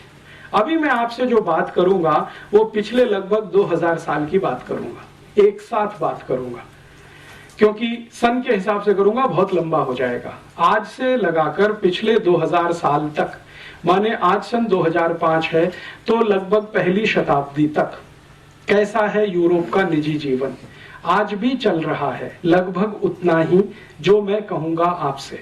और ये जो कहूंगा वो प्लेटो के हिसाब से, सोक्रेटिस के हिसाब से, देकार्ते के हिसाब से, लेबिनिज के हिसाब से, उनके जो प्राइवेट लाइफ के रिसर्चर्स हैं उनके हिसाब से कहूंगा, मेरे हिसाब से नहीं कहूंगा। ये जो प्राइवेट लाइफ है, निजी जीवन है, इसमें मैं शुरू करता हूं परिवार से कि वहां परिवार कैसा है, और फिर हमारे यहाँ कैसा, उसमें मैं आऊंगा तुलना के लिए। परिवार कैसा है तो उसमें आपको सुनकर आश्चर्य होगा कि पिछले 2000 साल से यूरोप में परिवार नहीं है। परिवार के नाम पर किसी तरह का एक कॉन्ग्लोमेरेशन है। हम जो परिभाषा करते हैं ना परिवार की, वैसा वहां कुछ भी नहीं है। 70% से ज्यादा लोग आज भी यूरोप में बिना परिवार के रहते हैं। बिना परिवार के रहते हैं माने या तो पत्नी, या तो पति, या तो स्त्री, या तो पुरुष, अलग अलग, तो परिवार तो बनता नहीं है। एकल पिता, एकल माता, सिंगल पेरेंट्स एक शब्द चलता है यूरोप में, सिंगल मदर और सिंगल फादर, ये बहुत बड़े पैमाने पर है। 70% लोग इसी में हैं लगभग। अमेरिका में भी लगभग वैसा ही है। अब ये जो कुछ है 70% बिना परिवार के, तो वहां तो कुछ ऐसा है नहीं। परिवार का जो इंस्टीट्यूशन है, जिसकी मिनिमम क्वालिफिकेशन हम कुछ मानते हैं कि एक पति होनी चाहिए, एक पत्नी होना, पति होना चाहिए, एक पत्नी होना चाहिए, बच्चे होने चाहिए, माता पिता होने चाहिए, माने पति पत्नी के माता पिता होने चाहिए, आदि आदि, जैसी हमारी कल्पना है वैसा वहां कुछ नहीं है। वहां तो सिंगल पेरेंट्स हैं, आइदर स्त्री और पुरुष। अब जो है ऐसे इलाके में बच्चों की क्या स्थिति है, बच्चे कैसे हैं, तो बहुत आश्चर्य की बात है ये जानना और समझना कि पूरी की पूरी यूरोपियन सोसाइटी या यूरोपियन सभ्यता पैट्रियार्कियल है, पितृसत्तात्मक है। मातृ सत्तात्मक वहां कुछ भी नहीं है। जो कुछ भी है वो पिता के आसपास है, पिता के केंद्र में है। माता का कोई केंद्र पूरे यूरोप और अमेरिकी सभ्यता में नहीं है। प्लीज आप अगर चाहें तो इस हॉल से बाहर जाएं, प्लीज, मैं आप दोनों से कह रहा हूं, आपसे मैं दोनों से कह रहा हूं, आप चाहें तो इस हॉल के बाहर चले जाएं, क्योंकि मुझे बोलने में बहुत तकलीफ हो रही है और दूसरों को सुनने में तकलीफ हो रही है। कम से कम आप यहाँ अमेरिकी सभ्यता का ये लक्षण पेश न करें कि आप इंडिविजुअल हैं और हम सब एक समाज के हिस्से। हाँ, तो वो आप मेरे व्याख्यान के बाद कहिए ना, ये तो जाने के कह रहे थे, तो आप जाने दीजिए ना उनको। आप जो है इतना डिस्टरबेंस कर रहे हैं, कोई तो इतना डिस्टरबेंस नहीं कर रहा है यहाँ पे, लेकिन आप जो है इतना ज्यादा क्यों मिसबिहेव कर रहे हैं। आपका मिसबिहेवियर मुझे हॉट होने के लिए मजबूर कर रहा है। इतनी देर से मैं देख रहा हूं कि आप दोनों अपनी गपशप कर रहे हैं, तो बाहर जाके करें। ये तो आप बाद में कह सकते हैं, ठीक है, लेकिन इस तरह से आप बाहर बैठकर बात करें, ये तो भारतीय सभ्यता के अनुकूल नहीं बैठता कहीं भी। हाँ, तो अगर आपको नॉनसेंस लगता है तो यहाँ से जाइए, आप यहाँ क्यों बैठे हैं। हाँ, तो शांति से सुनिए उसको। अगर सुनना है तो शांति से सुनिए, उत्तर देना है तो शांति से दीजिए। ये तो कोई तरीका नहीं है कि कोई बात कर रहा है और आप बीच बीच में अपनी बात करें, तो वो बाहर जाके कर सकते हैं। आप इस हॉल में 2 दरवाजे हैं। हाँ, वो आपकी ओपिनियन हो सकती है, सबकी नहीं है वो। आपको रुचि नहीं है तो जाइए ना। आप बहस बहुत कर रहे हैं, डिस्टर्ब मत करिए आप। सबको डिस्टर्ब किए जा रहे हैं आप, क्या मतलब? चलिए सर, आप बोलिए। मैं उनकी जो प्राइवेट लाइफ में परिवार की बात कर रहा था। परिवार जैसा कुछ बन नहीं पाया है आज तक। सिंगलटन सब कुछ है, एक माता है, एक पिता है, और उसके साथ बच्चे चाहे तो हैं, नहीं तो ऑर्फेनेज में है। ज्यादातर इस तरह की स्थिति है। तो परिवार की जैसी हमारी कल्पना है वैसा कुछ नहीं है। हम जब अपनी शब्दों को इस्तेमाल करते हैं तो कल्पना भी उसके साथ हमारी ही जुड़ती है। जैसे हम कहते हैं ना यूरोपियन परिवार, तो परिवार की हमारी परिभाषा वहां बैठती नहीं है। उनकी जो परिभाषा है उसमें वो एकल परिवार भी परिवार माना जाता है। मैं कहना ये चाहता हूं, उनके यहाँ अकेली कोई माँ अपने बच्चे के साथ रहती है तो वो परिवार ही माना जाता है। अकेला पिता अपने बच्चे के साथ रहता है तो परिवार ही माना जाता है। भारत में वो मान्यता नहीं है। भारत में तो माता पिता साथ में रहते हैं, बच्चे उनके साथ में हैं, और सिर्फ माता ही पिता नहीं, उनके साथ दादा दादी भी है, नाना नानी भी है, चाचा चाची भी है, मौसा मौसी भी है, मामा मामी भी है। ये भी है तो हमारे परिवार का अंग बनता है। और इसी परिवार का एक बड़ा हिस्सा कुटुंब होता है, कुटुंब का बड़ा हिस्सा कुल हो जाता है, कुल का बड़ा हिस्सा वंश हो जाता है, और वो आगे आगे बढ़ता चला जाता है। शुरू यहां से होता है हमारे यहाँ परिवार, लेकिन उनके यहाँ इस तरह का है नहीं। तो हम जब यूरोपियन परिवार या अमेरिकन परिवार कहना शुरू करते हैं तो गफलत वहीं पे हो जाती है।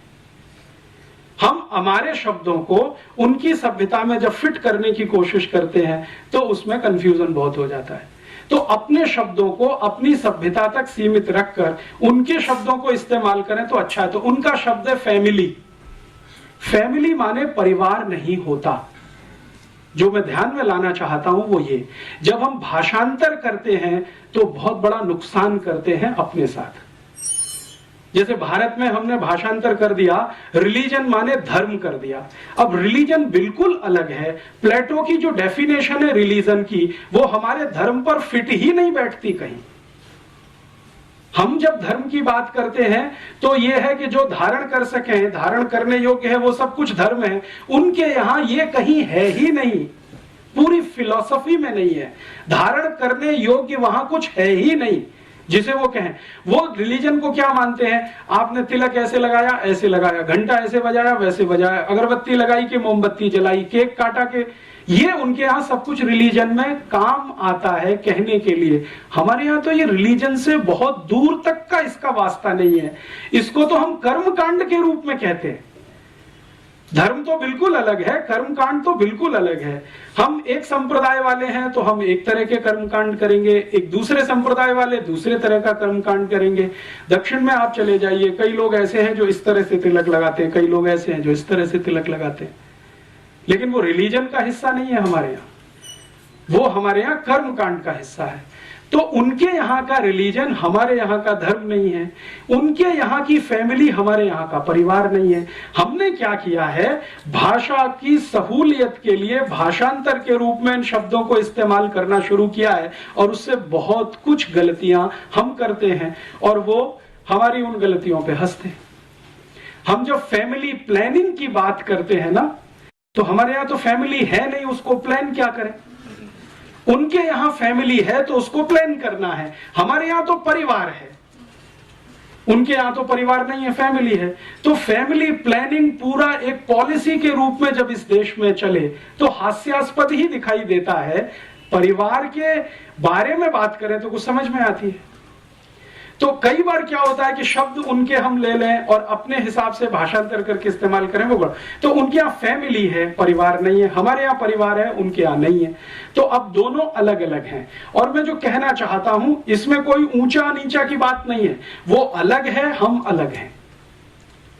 जैसे कई बार ये कहते हैं ना, यूरोप की सभ्यता में, भारत की सभ्यता में बहुत कुछ कॉमन है। ऐसा कुछ भी नहीं है जो कॉमन है। अगर कुछ है तो वो जबरदस्ती से किया हुआ है। जैसे वहां का पिज़्ज़ा आ गया, बर्गर आ गया और हमने खाना शुरू कर दिया तो कॉमन हो गया, या वहां से पेप्सी कोक आ गया, हमने पीना शुरू कर दिया तो कॉमन हो गया। वो सभ्यता का अंग नहीं है, वो नकल किया हुआ एक हिस्सा है।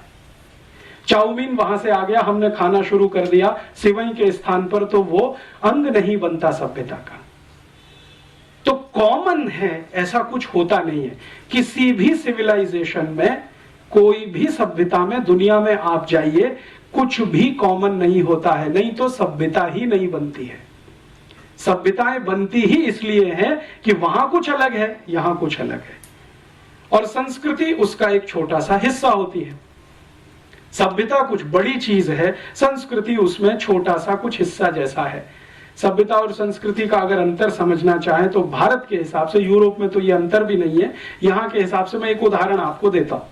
आपको अगर मैं ये कहूं कि कोई माँ है या बहन है, वो बंगाली तरह से साड़ी पहने हुए है, तो तुरंत आपके दिमाग में कोई पिक्चर घूमता है। बंगाली तरीका क्या है साड़ी पहनने का? कुछ है। फिर इसी तरह से मैं कहता हूं कोई एक माँ है, बहन है, वो आसामी तरीके से कोई साड़ी पहनी हुई है, तो तुरंत आपके दिमाग में एक पिक्चर बनता है कि आसामी तरीका कोई है साड़ी पहनने का।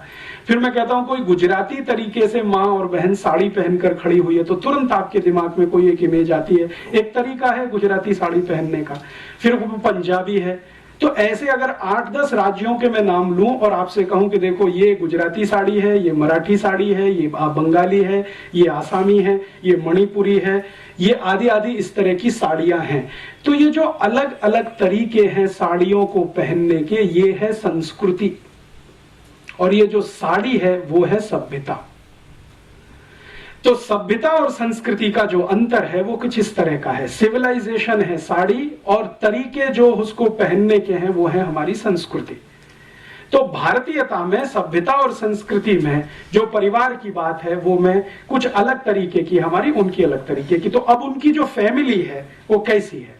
फैमिली ये है कि पैट्रियार्कियल, मैंने आपसे कहा, पिता है वो सर्वोच्च है, और पिता की हैसियत जज के जैसी है, माने एक बार उसने कोई फैसला सुना दिया वो सुप्रीम है, वो रिकंसीडर नहीं होता।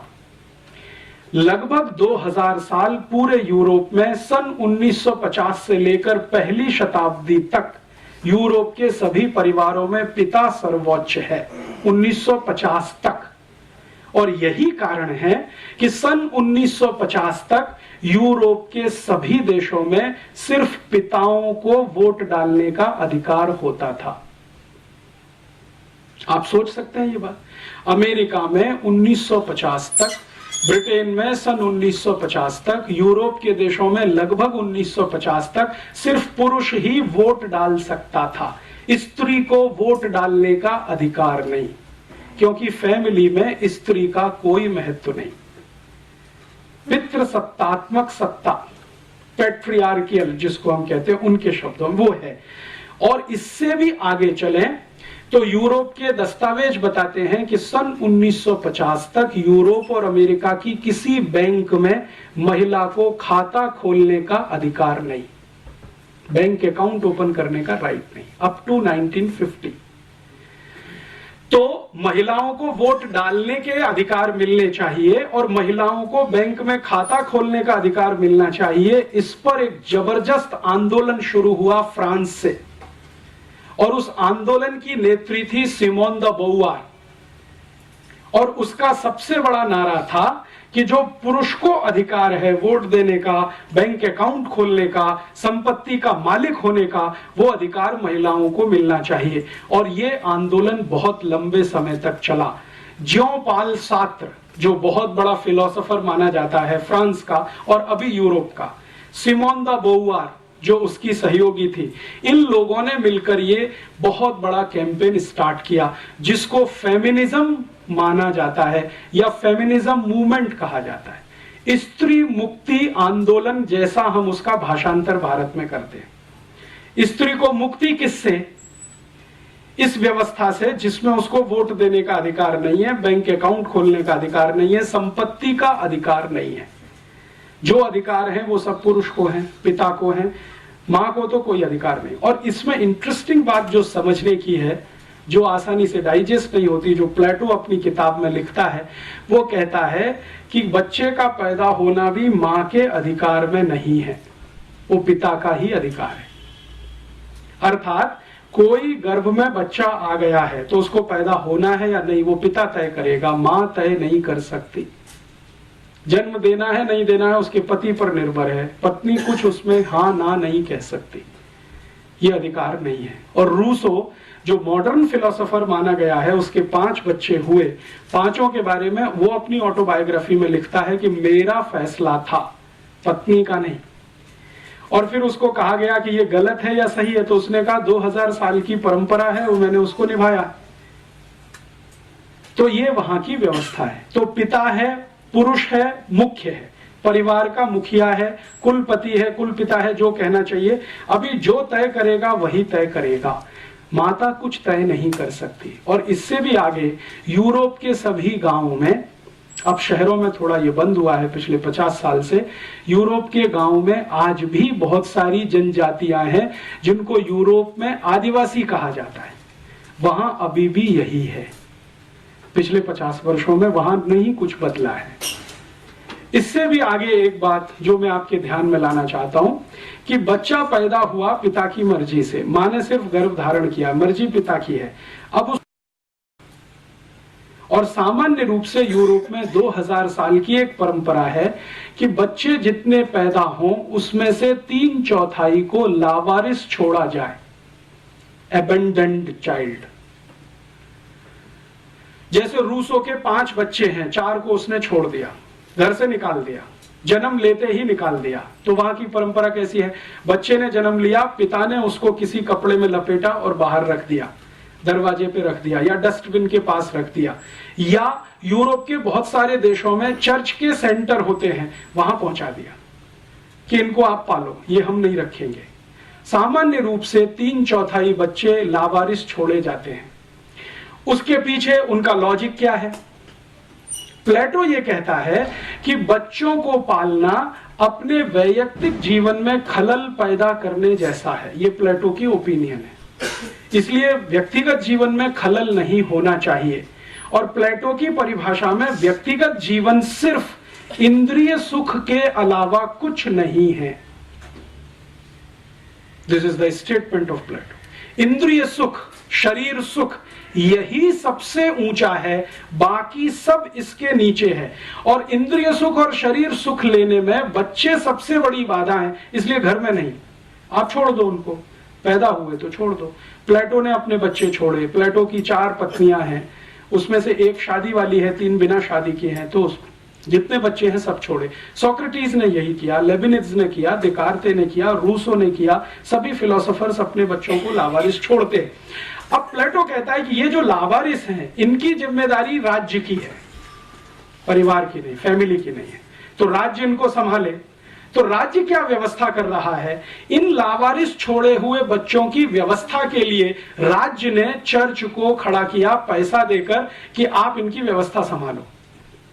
तो जितने भी चर्च पूरे यूरोप और अमेरिका में आपको मिलेंगे, सभी चर्चों के ऑर्फेनेज सेंटर आपको जरूर मिलेंगे। बिना ऑर्फेनेज के कोई चर्च यूरोप में नहीं होता। सभी चर्च में लावारिस बच्चों के केंद्र आपको मिलेंगे। और जो लावारिस बच्चों के केंद्र चर्च के साथ जुड़े हुए हैं, जहां पर बच्चों की ट्रेनिंग होती है, ट्रेनिंग का माने जो कुछ भी उनको जिंदगी चलाने के लिए सिखाया जाता है, वो ट्रेनिंग देने वाले इंस्टीट्यूशंस को कॉन्वेंट कहा जाता है। कॉन्वेंट अर्थात लावारिस बच्चों के लिए बनाया गया इंस्टीट्यूट, जिन बच्चों को उनके माता पिता ने छोड़ दिया है, जो पल रहे हैं चर्च की तीमारदारी में। और चर्च को पैसा सरकार दे रही है, और ये पैसा यूरोप की सभी सरकारें अपने बजट में से निकालती हैं, सब्सिडी के नाम पर, सोशल सिक्योरिटी के नाम पर। और यूरोप की सभी सरकारों के बजट का हाईएस्ट एक्सपेंडिचर सोशल सिक्योरिटी में ही है, इंक्लूडिंग अमेरिका। तो वो सोशल सिक्योरिटी एक्सपेंडिचर में एक बहुत बड़ा एक्सपेंडिचर है कॉन्वेंट का। अब मेरे समझ में ये बात बिल्कुल स्पष्ट आने लगी है। पहले मैं बचपन में नहीं जान पाता था कि ये भारत में जो कॉन्वेंट स्कूल हैं, इन स्कूलों में हम जब पढ़ने जाते हैं या पढ़ाते हैं अपने बच्चों को, तो बच्चों को स्कूल में मदर फादर कहना क्यों सिखाते, टीचर कहना क्यों नहीं सिखाते? जैसे भारत में बहुत सारे कॉन्वेंट है ना, उसका प्रिंसिपल फादर है, या तो कोई मदर है, या तो कोई सिस्टर है, या तो कोई ब्रदर है, टीचर कोई नहीं है वहां पे। क्यों? क्योंकि यूरोप में तो कॉन्वेंट स्कूल है ही लावारिस बच्चों के लिए जिनके मदर फादर का पता नहीं है, तो किसी तरह मदर फादर की थोड़ी अनुभूति हो सके इसके लिए वो अपने यहां मदर फादर ब्रदर सिस्टर सिखाते।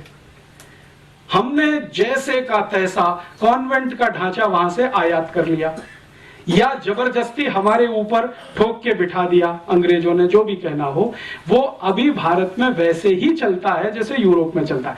भारत के जयपुर के किसी भी कॉन्वेंट स्कूल में आप चले जाइए, बच्चे को फादर ही कहलवाएंगे वहां के प्रिंसिपल को कि ये फादर है जो लंबा चोगा पहन के है, और वो सिस्टर है, या तो वो मदर है, या तो वो ब्रदर है। कोई टीचर नहीं है, क्योंकि वहां नहीं है तो यहां भी नहीं। अब इससे भी ज्यादा इंटरेस्टिंग एक बात मैं आपसे और कहता हूं, तब आपको और समझ में आएगा कि हमारी मूर्खताएं क्या हैं, हमारी अपनी। ये जो मदर फादर नहीं है जिन बच्चों के जो कॉन्वेंट में वहां पढ़ते हैं, उन बच्चों को जो ट्रेनिंग देने वाले इंस्टीट्यूट्स हैं, उन ट्रेनिंग देने वाले इंस्टीट्यूट्स में एक डिनोमिनेशन है या एक नामकरण है अकेले कुछ ऐसे बच्चों का जिनको बास्टर्ड कहा जाता है, लिटरली कहा जाता है। यूरोप में बहुत सारे बच्चे हैं जिनको बास्टर्ड कहा जाता है।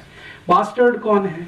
बास्टर्ड वो हैं जिनके माता पिता नहीं है, और जिनके माता पिता हैं वो नहीं है बास्टर्ड। माने जिनके परिवार हमारे जैसे हैं, अगर हम कल्पना करें, उनके यहां पैदा हुए बच्चों को बास्टर्ड नहीं कहा जाएगा कभी भी। बास्टर्ड वही है जिनके माँ बाप का पता नहीं है, और जो बास्टर्ड हैं वो नागरिक नहीं है और हो नहीं सकते। सिटीजनशिप उनको नहीं मिलेगी। सिटीजनशिप किसको मिलेगी? जिनके माता पिता हैं और उनकी अपनी फैमिली है, वो बच्चे ही सिटीजन होंगे। जिनके माता पिता का पता नहीं है, ऑर्फेनेज में बड़े हैं, कॉन्वेंट में पढ़े हैं, उनको नागरिकता नहीं है। और आपको सुनकर आश्चर्य होगा, 1935 तक इंग्लैंड में और यूरोप में कॉन्वेंट पढ़े हुए किसी भी बच्चे को नागरिकता नहीं मिली। कई लोगों को तो संघर्ष करना पड़ा नागरिकता के लिए। मैं आपको एक नाम बताता हूं। रोम में एक राजा हुआ क्लॉडियस, बड़ा राजा है, बहुत बार उसकी चर्चा है यूरोपियन हिस्ट्री में। क्लॉडियस बास्टर्ड है, और उसको राजा होने के रास्ते में सबसे बड़ी रुकावट यही है, उसको बास्टर्ड होना। तो वो क्या करता है, उसको राजा होना है, वो जानता है कि मेरे अंदर कुछ काबिलियत है, मैं मारपीट कर सकता हूं, गुंडागर्दी कर सकता हूं, किसी को जीत सकता हूं, किसी को हरा सकता हूं। तो इस तरह की काबिलियत उसको लगती है अपने में, तो राजा होने की मन में कल्पना है। तो अब उसको रास्ता कैसे क्लियर करे? तो क्लॉडियस ने क्या किया है, अपने आप को किसी फैमिली में दत्तक करवाया। दत्तक लेने की परंपरा वहां पुरानी है, तो दत्तक करवाया, उस परिवार का नाम उसको मिला, तब उसको सिटीजनशिप मिली रोम की, और तब वो राजा बना। And the same case is Nero. Nero के बारे में हम सब कहते हैं ना, और एक हमारे यहां मुहावरा इस्तेमाल होता है कि रोम जल रहा था और नीरो बांसुरी बजा रहा था। तो वो नीरो भी इसी रास्ते से गया राजा होने तक। माने राजा होने के लिए नागरिक होना है, नागरिक होने के लिए माता पिता होना है। अगर आपके माता पिता नहीं है तो राजा होने की स्थिति नहीं है, तो आपको कहीं दत्तक होना पड़ेगा, किसी बड़े परिवार का दत्तक होना पड़ेगा, फिर आप उस रास्ते पर जा सकेंगे। ये उनकी परिवार की व्यवस्था है। अभी भारत में देखें, भारत में आजादी के पहले से और पिछले 2-5 हजार साल तक जितनी कल्पना हमारी दूर तक जाती हो, रामचंद्र जी के जमाने तक जाती हो, कृष्ण के जमाने तक जाती हो, उसके पहले तक कहीं कल्पना जाती हो, तो परिवार में बच्चे का होना मां के ऊपर निर्भर है। भारत में बिल्कुल उल्टा है। मां चाहेगी तो बच्चा होगा, नहीं तो नहीं होगा। ये हमारे यहाँ की व्यवस्था है। और भारत में आज भी जिनको हम आदिवासी और वनवासी कहते हैं, आप वहां चले जाइए, पूरी सोसाइटी मैट्रियार्कियल है, मात्र सत्तात्मक है। नॉर्थ ईस्ट में आप जाएंगे, आसाम के ऊपर कहीं भी, नागालैंड, मिजोरम, मणिपुर, त्रिपुरा, सिक्किम, वहां आपको सब कुछ दिखाई देगा मां के इर्द गिर्द घूमता हुआ। और उनसे जब हम बात करते हैं तो वो कहते हैं हाँ, ये तो हजारों साल की परंपरा है हमारी। और नॉर्थ ईस्ट में आपको सुनकर आश्चर्य होगा, शादी होकर बेटी घर से नहीं जाती है, लड़का घर में आता है। ये भारत की उन सभी समाजों में है जिनको दुर्भाग्य से हम शेड्यूल्ड ट्राइब्स कहते हैं। शादी होकर बेटी नहीं विदा होती है, लड़के को घर में लाया जाता है दामाद बनाकर, और संपत्ति की मालिक लड़की होती है, लड़का नहीं होता है। यूरोप में स्त्री को संपत्ति का कोई अधिकार 1950 तक नहीं है, उसके बाद आया है, जिसको मॉडर्न यूरोप कहा जाता है, उसमें आया है। यहां तो पहले से है। और यहां अगर आप इसको समझना चाहें कि भारत की सारी व्यवस्थाएं मां के इर्द गिर्द घूमती हैं, घर के सारे बड़े फैसले माताएं करती हैं इस देश में, भले वो लंबा घूंघट निकाल के बैठी हो, इससे कोई फर्क नहीं पड़ता। मैंने राजस्थान में क्या, मध्य प्रदेश में क्या, भारत के उत्तर में क्या, कहीं भी देखा है, छोटे छोटे गांव में देखा है, लंबा घूमट निकाले हुए महिलाएं घर के फैसले लेती हैं। एक बार ऐसे एक बहुत महत्वपूर्ण केस में मुझे अनुभव हुआ। मेरा एक दोस्त है, वो अपनी बहन की शादी करने के लिए एक गांव में गया, पश्चिमी उत्तर प्रदेश में।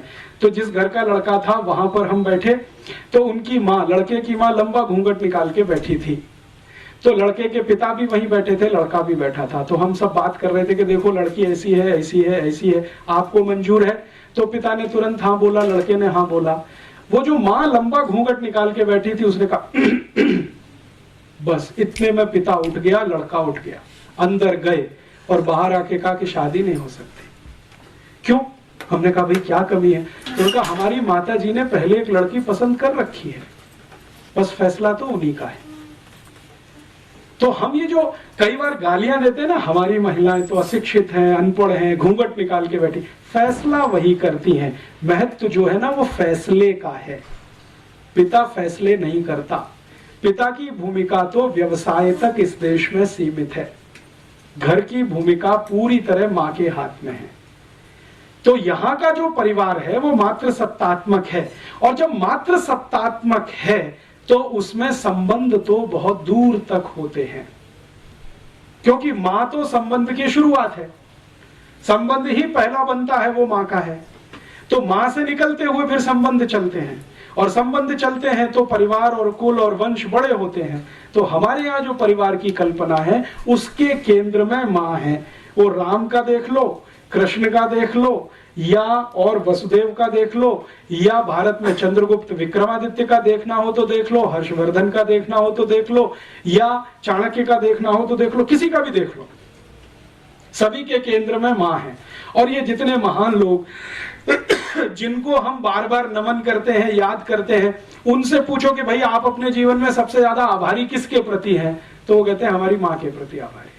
वो है तो हमको ये संस्कार है, नहीं होती तो शायद ये नहीं होता। तो संस्कार देने का काम मां। भारत की सारी कविताओं के केंद्र में मां है, जो बच्चों को सिखाई जाती है बचपन से लेके और दूर तक।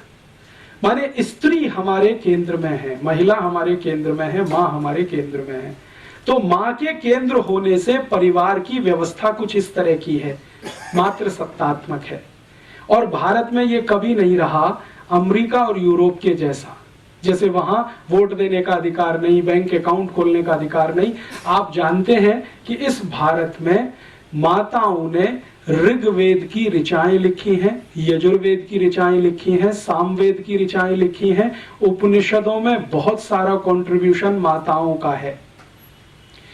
मेरे एक परिचित हैं, आर्य समाजी हैं, बहुत बड़े वेद के प्रकांड पंडित हैं। मैंने उनसे एक दिन पूछा कि वेद में कुल कितनी ऋचाएं हैं और उसमें से कितनी महिलाओं की हैं, तो उनका 37 से 40% महिलाओं की लिखी हुई है।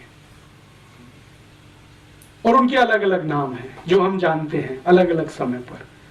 तो वेद रचती हैं महिलाएं, उपनिषद रचती हैं महिलाएं, तो केंद्र में तो रही होंगी।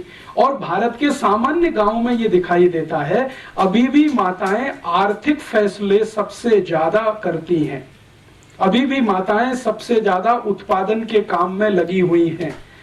इस देश में जीडीपी का जो यूरोपियन अमेरिकन पैमाना हम छोड़ें और भारतीय पैमाना कोई बनाए, तो हाईएस्ट जीडीपी कंट्रीब्यूशन माताओं के द्वारा ही है इस देश में। अभी तो हम यूरोपियन पैमाने से नापते हैं, तो होता क्या है कि भारत में माताओं का उत्पादन छोड़कर जो कुछ भी इस देश में है वो सब जीडीपी में आता है। लेकिन माताओं का उत्पादन हमने कभी जीडीपी में लाया नहीं, क्योंकि नकल हमने उनकी कर रखी है। वहां पे माताएं पापड़ बनाती हैं, चिप्स बनाती हैं, बड़ी बनाती हैं, अचार बनाती हैं, सब्जियां बनाती हैं, रोटियां बनाती हैं, वगैरह वगैरह बहुत कुछ बनाती हैं। वो जीडीपी में इंक्लूड नहीं है, क्योंकि नकल हमने वहां से की हुई है, पितृसत्तात्मक समाज से। बाकी हमारे देश में उत्पादन के सबसे बड़े तंत्र पर आज भी माताएं हैं, व्यवस्थाओं को संभालने में आज भी माताएं हैं। और हमारे भारत में तो कहा ही नहीं जाता है, बिल्कुल स्पष्ट दिखाई देता है, जिस घर में मां नहीं है वहां की रौनक नहीं है, पवित्रता नहीं है। मैं दक्षिण में बहुत सारे मंदिरों में गया हूं, लेकिन गर्भगृह में मैं प्रवेश नहीं कर सका। कारण क्या?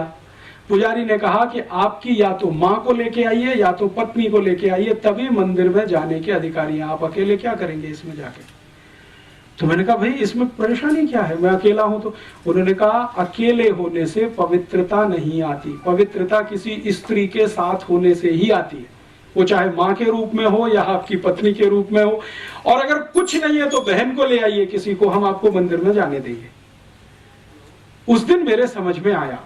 अब इस बात को हम पूरे हिंदुस्तान में एक नमक मिर्च लगाकर एक दूसरे तरह से भी पेश कर सकते हैं कि देखो कितना छुआछूत है इस देश में, घुसने ही नहीं देते मंदिर में। लेकिन उसके पीछे कारण कुछ और है, वो पवित्रता का कारण है जो मां के साथ जुड़ा हुआ है। और ये भारत में बहुत सारे शास्त्रों में बार बार पढ़ने में आता है, सुनने में आता है कि जिस पुरुष की स्त्री चली गई उसका तो सब कुछ चला गया।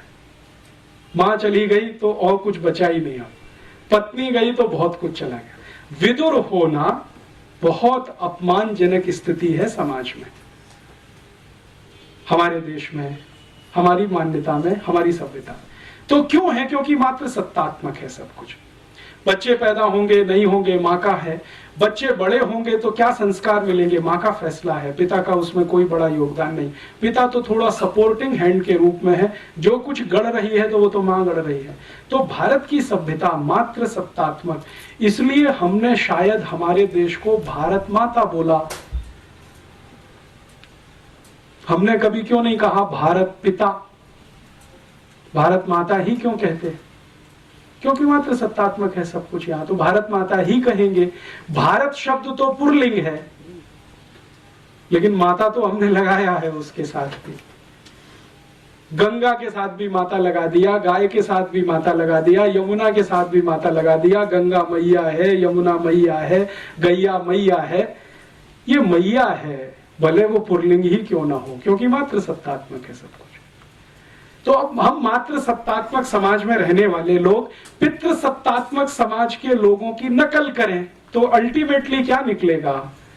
आपको अपने स्थान बदलने पड़ेंगे और उसमें से तो बहुत कुछ घालमेल होगा। तो अभी मैं आपको इस उदाहरण को और थोड़ा स्पष्ट करता हूं कि हम भारत में विदेशी टीवी चैनलों को आज देखते हैं। तो जितने भी विदेशी टीवी चैनल हैं, जैसे स्टार प्लस आया है, CNN है, ATN है, प्राइम स्टार है, प्राइम स्पोर्ट्स है, वगैरह वगैरह, इन सभी टीवी चैनलों पर कुछ सीरियल्स आते हैं और उन सीरियलों को भारतवासी देखते हैं और दिखाते भी भारतवासी हैं, लेकिन उनके प्लॉट सभी अमेरिका और यूरोप से आते हैं। भारत में स्टार प्लस पे सबसे ज्यादा सीरियल दिखाने वाली एक लड़की है जिसका नाम है एकता कपूर, उसके सबसे ज्यादा सीरियल आते हैं। सौभाग्य से एक बार मुझे उससे बात करने का मौका मिला मुंबई में, तो मैंने उससे एक ही सवाल पूछा कि आपके जितने भी सीरियल हैं, सास भी कभी बहू थी, घर घर की कहानी, तेरी मेरी कहानी, इसकी कहानी, उसकी कहानी, ये सब सीरियल के प्लॉट्स कहां से आते हैं, कहानी कहां से आती है? तो उन्होंने कहा this is all imported. Plot तो सभी अमेरिका से हैं, यूरोप से आए हैं, कहानी सब वहां से आई है, उसमें हमने भारतीय पात्रों को फिट करने की कोशिश की है। तो मैंने कहा अब मुझे समझ में आ गया कि आपके सभी सीरियल में माताओं को ही सबसे ज्यादा गालियां क्यों दी जाती है। सास भी कभी बहू थी, आप अगर इस सीरियल को ध्यान से देखें तो इस सीरियल की सभी स्त्री पात्र या माताएं पात्र सबसे ज्यादा दुर्भावना का शिकार है। ऐसे ही कसौटी जिंदगी की या कहानी घर घर की, कोई भी सीरियल देखें, ये सभी सीरियलों को मैं देख नहीं पाता हूं, लेकिन इनकी स्टोरी जरूर पढ़ता हूं मैं। कभी अखबार में आती है, कभी मैगजीन में।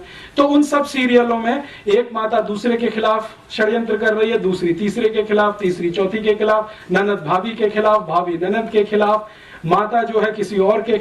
इसी तरह के षड्यंत्र षड्यंत्र षड्यंत्र माताओं के बीच में सबसे ज्यादा, पुरुषों में कुछ कम, क्योंकि ये सब इंपोर्टेड प्लॉट्स हैं, यूरोप से आए हैं अमेरिका। तो वहां तो माता तो कुछ है नहीं, तो उसके खिलाफ षड्यंत्र भी हो तो कोई महत्व की बात नहीं है। यहां तो बहुत कुछ उसी पर निर्भर है, लेकिन हमने चूंकि आयातित किया हुआ है, उसको हिंदुस्तान का थोड़ा मिर्च मसाला लगा के पेश किया हुआ है, तो सभी सीरियल उसी तरह के दिखाई देते हैं इस देश में। चूंकि हम अगर अपनी सभ्यता को ध्यान में रख के कोई सीरियल बनाएं और अपनी मान्यताओं को ध्यान में रख के बनाएं, तो इसके बिल्कुल विपरीत बनेंगे जो आज हम देख रहे हैं या दिखाए जा रहे हैं। अच्छा, मैंने जब इनको कहा कि एकता कपूर को कि आप कोई भारतीय मान्यताओं के आधार पर भी, तो उनका आप प्लॉट बना के दे दीजिए, हमारी दिमाग में तो आता नहीं है, क्योंकि हमने तो जो पढ़ा लिखा है वो सब कुछ इसी तरह का है, मॉडर्निज्म का, यूरोपियनिज्म का, अमेरिकनिज्म। एकता कपूर यूरोप में पढ़ के आई है, थोड़े दिन अमेरिका में रह के आई है, तो वो कहती है कि ज्यादा कुछ हम जो देखते रहे वो यहाँ पे बनाते रहे। तो इस तरह का होता है, जब आप अंधानुकरण करते हैं, बिना सोचे समझे नकल करते हैं, तो इस तरह का उसमें से कुछ निकलता है। फिर हम अपना सिर पीटते हैं, अरे हमारी संस्कृति का नाश हो रहा है, सभ्यता का नाश हो रहा है। वो तो होगा ही, क्योंकि बिना सोचे समझे तो आप ये सब कर ही रहे हैं। कोई विचार तो होता नहीं, कोई बहस तो होती नहीं, कोई मुहाविसा तो होता नहीं इस देश में, ऐसे ही चलता जाता है। तो एक मात्र सत्तात्मक समाज हमारा, एक पितृ सत्तात्मक समाज उनका। अब कौन अच्छा कौन बुरा इसमें नहीं जाना चाहिए, वो अलग हम अलग। अब अलग अलग मान्यता और सभ्यता के लोग अलग अलग मान्यता और सभ्यता के ही कार्य करेंगे, तभी कुछ अच्छा होगा, नहीं तो उसमें से कुछ खराब ही निकलेगा। घालमेल करेंगे, फ्यूजन करेंगे तो खिचड़ी बनेगा। इस तरह का यूरोप और अमेरिकन समाज है। इसमें और भी बहुत सारी बातें हैं, जैसे उदाहरण के लिए एक बात यह है कि ये जो लावारिस बच्चे हैं, फिर ये कहां जाते हैं अंत में, यूरोप में। तो ये अंत में गुलाम बन के काम में आते हैं। कॉन्वेंट से जो बच्चे निकलते हैं वो सब गुलाम बनते हैं। और आप जानते हैं कि गुलामी प्रथा, दास प्रथा यूरोप का लंबे समय तक चला हुआ बहुत बड़ा अभियान रहा है, जिसको यूरोप और अमेरिका की किसी भी समाज ने आज तक ये नहीं कहा कि ये पूरा खराब था। वो कहते हैं इसमें थोड़ा सुधार करके अच्छा था, इंक्लूडिंग जॉर्ज बुश। यहां तक आके जॉर्ज बुश प्लेटो की मान्यता को ही आगे बढ़ाता है, जब वो एक वक्तव्य देता है कि न्यू ऑरलिन्स में आया भूकंप, अभी आया ना, पानी का जलजला समुद्री, तो न्यू ऑरलिन्स का एरिया उसने 6-7 दिन तक नेग्लेक्ट रखा। लोग मरते रहे, कटते रहे, पिटते रहे, आर्मी नहीं भेजी, सहायता नहीं भेजी, और अंत में कहा वो गुलाम थे, सब दास लोग थे, ब्लैक्स थे, क्या करना उनके लिए। और थोड़े दिन के बाद उसी तरह का तूफान और जलजला उस एरिया में आया अमेरिका में, जहां उनका सबसे बड़ा सेंटर है केप कैनेवरल, और वहां से उनके रॉकेट और वो सब छोड़े जाते हैं, और अमेरिका का सबसे अमीर इलाका है। वहां जैसे ही जलजला आया, 6 घंटे के अंदर आर्मी भी पहुंच गई, सामान भी पहुंच गया, सब पहुंच गया, क्योंकि वो व्हाइट्स हैं। तो ये जो ब्लैक्स एंड व्हाइट्स का है, ये तो अभी तक है, गया नहीं है। इतने सारे रिफॉर्म्स होने के बावजूद जॉर्ज बुश के दिमाग में वो कीड़ा बैठा हुआ है। अमेरिका में और यूरोप में ये लंबे समय से, हजारों साल से गुलामी की दास प्रथा, और इसी दास प्रथा में इन सब बच्चों का इस्तेमाल होता रहा है। और मजे की बात यह है कि इसको वो कभी भी खराब नहीं मानते रहे। तो वो दुनिया के जिस भी देश में गए, वहां उन्होंने यही किया जो अपने यहां वो हजारों साल से कर रहे थे, दास बनाना, गुलाम बनाना, और उनकी मदद से सब काम कराना। अब वहां क्या होता है कि जो भी पिता है या उनकी थोड़ी बहुत फैमिली है, उसमें बच्चा तो एक आधी है, बाकी तो ऑर्फेनेज में है। ऑर्फेनेज से लाए हुए जो बड़े गुलाम बच्चे हैं वो घर के काम में लगे हुए, तो छोटे से लेकर बड़ा काम सब गुलाम करेंगे। पिता को करने के लिए कुछ नहीं है। जैसे जूता पॉलिश करना है तो वो गुलाम करेगा, इस्त्री करना है तो गुलाम करेगा, कपड़े धोने हैं तो गुलाम धोएगा, घर को साफ करना है तो गुलाम करेगा। इस तरह की परंपराएं वहां पे हैं। माने अपने हाथ से अपना काम नहीं करना, जो करे वो छोटा है, नीचा है, और जो दूसरों से कराए वो ऊंचा है। तो वहां ऊंचे और नीचे की परिभाषा कुछ इस तरह की है। भारत में इसका बिल्कुल उल्टा है। यहां क्या है, जो अपने हाथ से अपने सारे काम करे वो ऊंचा है, और दूसरों से कराए तो वो सबसे ज्यादा शोषण कर रहा है। हम उसको गाली ही देते हैं। तो भारतीयता में क्या होता है, मैंने ऐसे इस देश के सैकड़ों करोड़पतियों को देखा है जो अपने घर में खुद झाड़ू लगा लेते हैं, अपने कपड़े खुद साफ कर लेते हैं, खुद नहा लेते हैं, खुद दांत साफ कर लेते हैं। आप कल्पना नहीं कर सकते, यूरोप में जो अमीर ज़ादे रहे हैं 1950 तक, उनके दांतों पे ब्रश भी गुलाम ही चलाते रहे, दांतों पे ब्रश। तो वो जब अमीरजादे यहाँ वॉयसराय बन के आते हैं और यहाँ जब रहना शुरू करते हैं तो यहाँ भी वही परंपरा डालते हैं। जैसे उदाहरण में हमारा राष्ट्रपति भवन, ये एक अंग्रेज वॉयसराय का घर है, तो बहुत साल तक तो अंग्रेज वॉयसराय रहा जिसको राष्ट्रपति मानते थे। तो आप अगर चले जाएं राष्ट्रपति भवन में तो ऐसे दासों की, गुलामों की फौज आपको वहां मिलेगी जिनकी संख्या 4,500 है। राष्ट्रपति भवन में ऐसे कई गुलाम नौकर हैं जो राष्ट्रपति की बूट पॉलिश के लिए हैं, राष्ट्रपति के कपड़े पे इस्त्री करने के लिए हैं, राष्ट्रपति के ब्रश पर पेस्ट निकाल कर देने के लिए हैं, राष्ट्रपति की मेज सजाने के लिए हैं। एक राष्ट्रपति हैं और व्यक्तिगत रूप से 835 कर्मचारी हैं। और दुर्भाग्य इस देश का या सौभाग्य कि इस समय जो राष्ट्रपति हैं वो भारतीयता वाले हैं। वो कहते हैं इनकी मुझे जरूरत नहीं, निकाल बाहर करो। तो सरकार कहती है जी ये प्रोटोकॉल है, हम नहीं निकाल सकते किसी को। आपको मालूम है राष्ट्रपति ने भारत सरकार के प्रधानमंत्री और गृह मंत्री को कई बार लिखकर दिया कि ये 850 गुलामों की मुझे कोई जरूरत नहीं है, मैं मेरे जूते पे पॉलिश कर सकता हूं, मेरे कपड़े मैं खुद धोता हूं, इस्त्री की मुझे आवश्यकता नहीं होती क्योंकि मैं बिना इस्त्री के कपड़े पहनता हूं, ज्यादा कपड़े मेरे पास है नहीं, 3 शर्ट है और 3 पैंट है, 2 कोट है, 2 पैंट है, इससे ज्यादा मैं रखना नहीं चाहता। एक ब्रीफ केस में मेरा सब सामान आ जाता है, कल राष्ट्रपति भवन छोड़ना पड़े तो एक ही ब्रीफ केस लेके निकलूंगा, एक ही ब्रीफ केस लेके आया हूं, इसलिए मुझे ये 835 लोगों की फौज नहीं चाहिए, हटाओ। तो प्रधानमंत्री कहते नहीं हटा सकते, ये तो प्रोटोकॉल के खिलाफ है। आप उनका इस्तेमाल नहीं कर सकते तो बैठने दीजिए ना, आपका क्या बिगाड़ते हैं, प्रोटोकॉल तो चलने दीजिए। माने वो वॉयसराय वाला प्रोटोकॉल जो गुलामी से आया है, दास प्रथा से, वो यहां कंटिन्यू रखना है। हमारे यहां तो नहीं है। भारतीयता में तो कोई किसी को गुलाम नहीं बना सकता, क्योंकि हम तो आत्मा की बात करते हैं। हम तो कहते हैं ना आत्मा सबकी समान है, परमात्मा का अंश है, कोई किसी को कैसे गुलाम बना सकता है। हम तो किसी जानवर को गुलाम नहीं बना सकते, आदमी की तो बहुत दूर की बात है। और अगर बनाते हैं तो वो समाज में विकृति माना जाता है, उसको स्वीकृति कभी किसी ने नहीं दिया है, ये हमारे देश में नहीं। अब हमारे यहाँ क्या होता है, मॉडर्निज्म में हमने अमेरिका और यूरोप से प्रभावित होकर बहुत कुछ करना शुरू किया है। जैसे कुत्ते पाल लिए, अभी बहुत लोग हैं जो घर घर में कुत्ते पालते हैं। भारतीयता में आप कुत्ता घर में बांध के नहीं रख सकते, वो तो स्वतंत्र छोड़ने के लिए ही है, लेकिन हमने घर में पाल लिए और उनको गले में पट्टा डाल के घुमाने के लिए लेके जाते हैं और फिर वापस लाते हैं, उसमें बड़ी शान समझते हैं।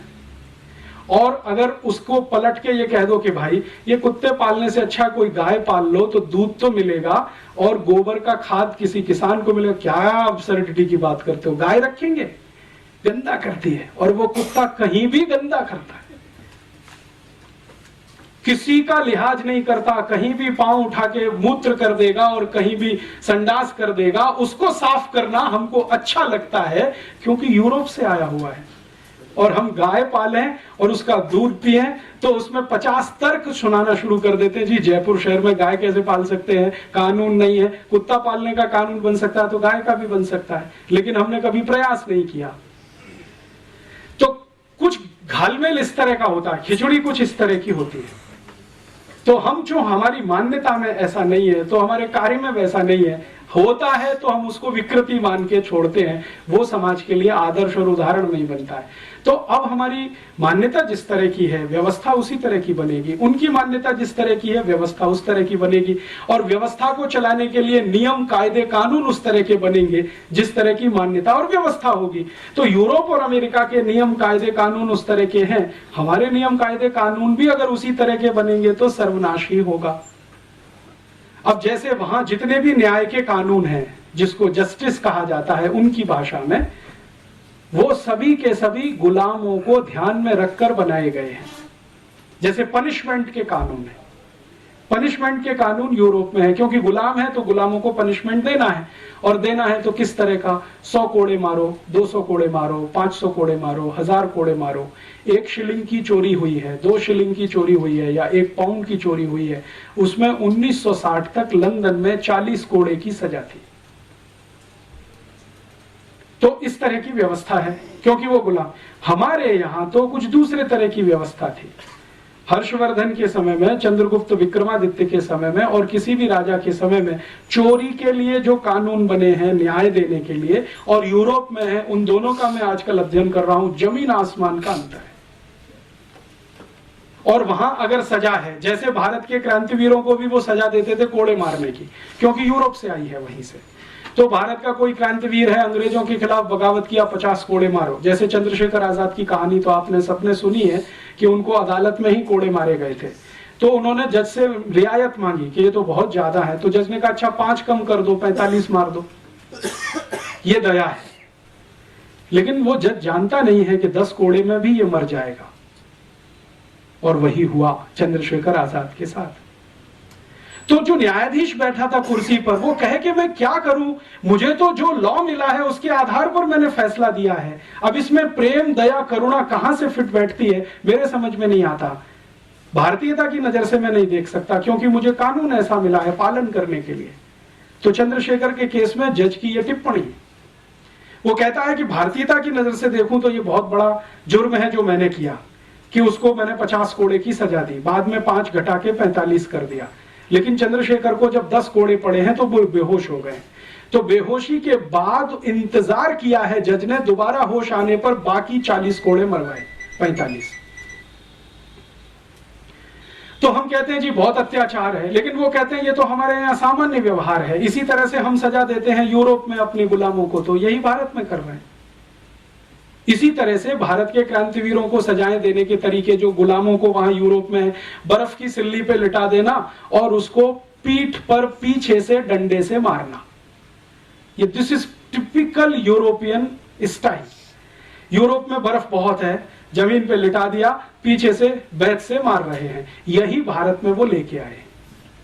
और विनायक दामोदर सावरकर को पहली बार जब अरेस्ट किया है तो उनको यही दंड है, बर्फ की सिल्ली पे लिटाकर पीछे से केन से मारना, जब तक बेहोश ना हो जाए तब तक मारना। तो ये जो कुछ भी वो कर रहे हैं यहां, हमको ऐसा लगता है अत्याचार कर रहे हैं क्योंकि हमारी मान्यता के, वो कहते हैं कि हम तो न्याय दे रहे हैं क्योंकि उनकी मान्यता के। तो झगड़ा यही है, और इसी झगड़े को गांधी जी ने सभ्यता का झगड़ा बताया। और गांधी जी ने ये जो कहा कि ये शैतानी सभ्यता है, शायद वो यही सब कारण से, वो कहते हैं ये शैतान से भी गिरे हुए हैं। तो अब हमें यह तय करना है कि जो शैतानी सभ्यता गांधी जी बोल गए और जो दिखाई भी देती है उनके दस्तावेजों में, उसको अंधानुकरण करें या अपनी सभ्यता, अपनी संस्कृति और अपनी मान्यताओं के पीछे चलें, यह बड़ा प्रश्न इस समय हमारे देश में है। फिर हम ये कह सकते हैं कि हाँ, भारतीय सभ्यता में सब कुछ अच्छा है क्या, संस्कृति में सब कुछ अच्छा है? नहीं है, बहुत कुछ खराब है, क्योंकि सभी सभ्यताओं में बहुत कुछ खराब होता है, बहुत कुछ अच्छा होता है। तो हमारी सभ्यता संस्कृति में भी बहुत कुछ खराब आ गया है, शायद वो नकल से आया हो। सबसे बड़ी खराबी अपनी सभ्यता में जो पिछले 200, 250, 500 वर्षों में आई है, या शायद ज्यादा आ गई हो, कि हमने जातियों के आधार पर ऊंच नीच कर दिया इस देश में। ये अपर कास्ट है, ये लोअर कास्ट है, ये बैकवर्ड क्लास है, ये फॉरवर्ड क्लास है, ये ब्राह्मण है, ये चमार है, ये चमार नीचा है, ब्राह्मण ऊंचा है, क्योंकि चमार हाथ से काम करता है, ब्राह्मण दिमाग से काम करता है। ये जो ऊंच नीच है, ये शायद हमारी सभ्यता की सबसे बड़ी बुराई हो।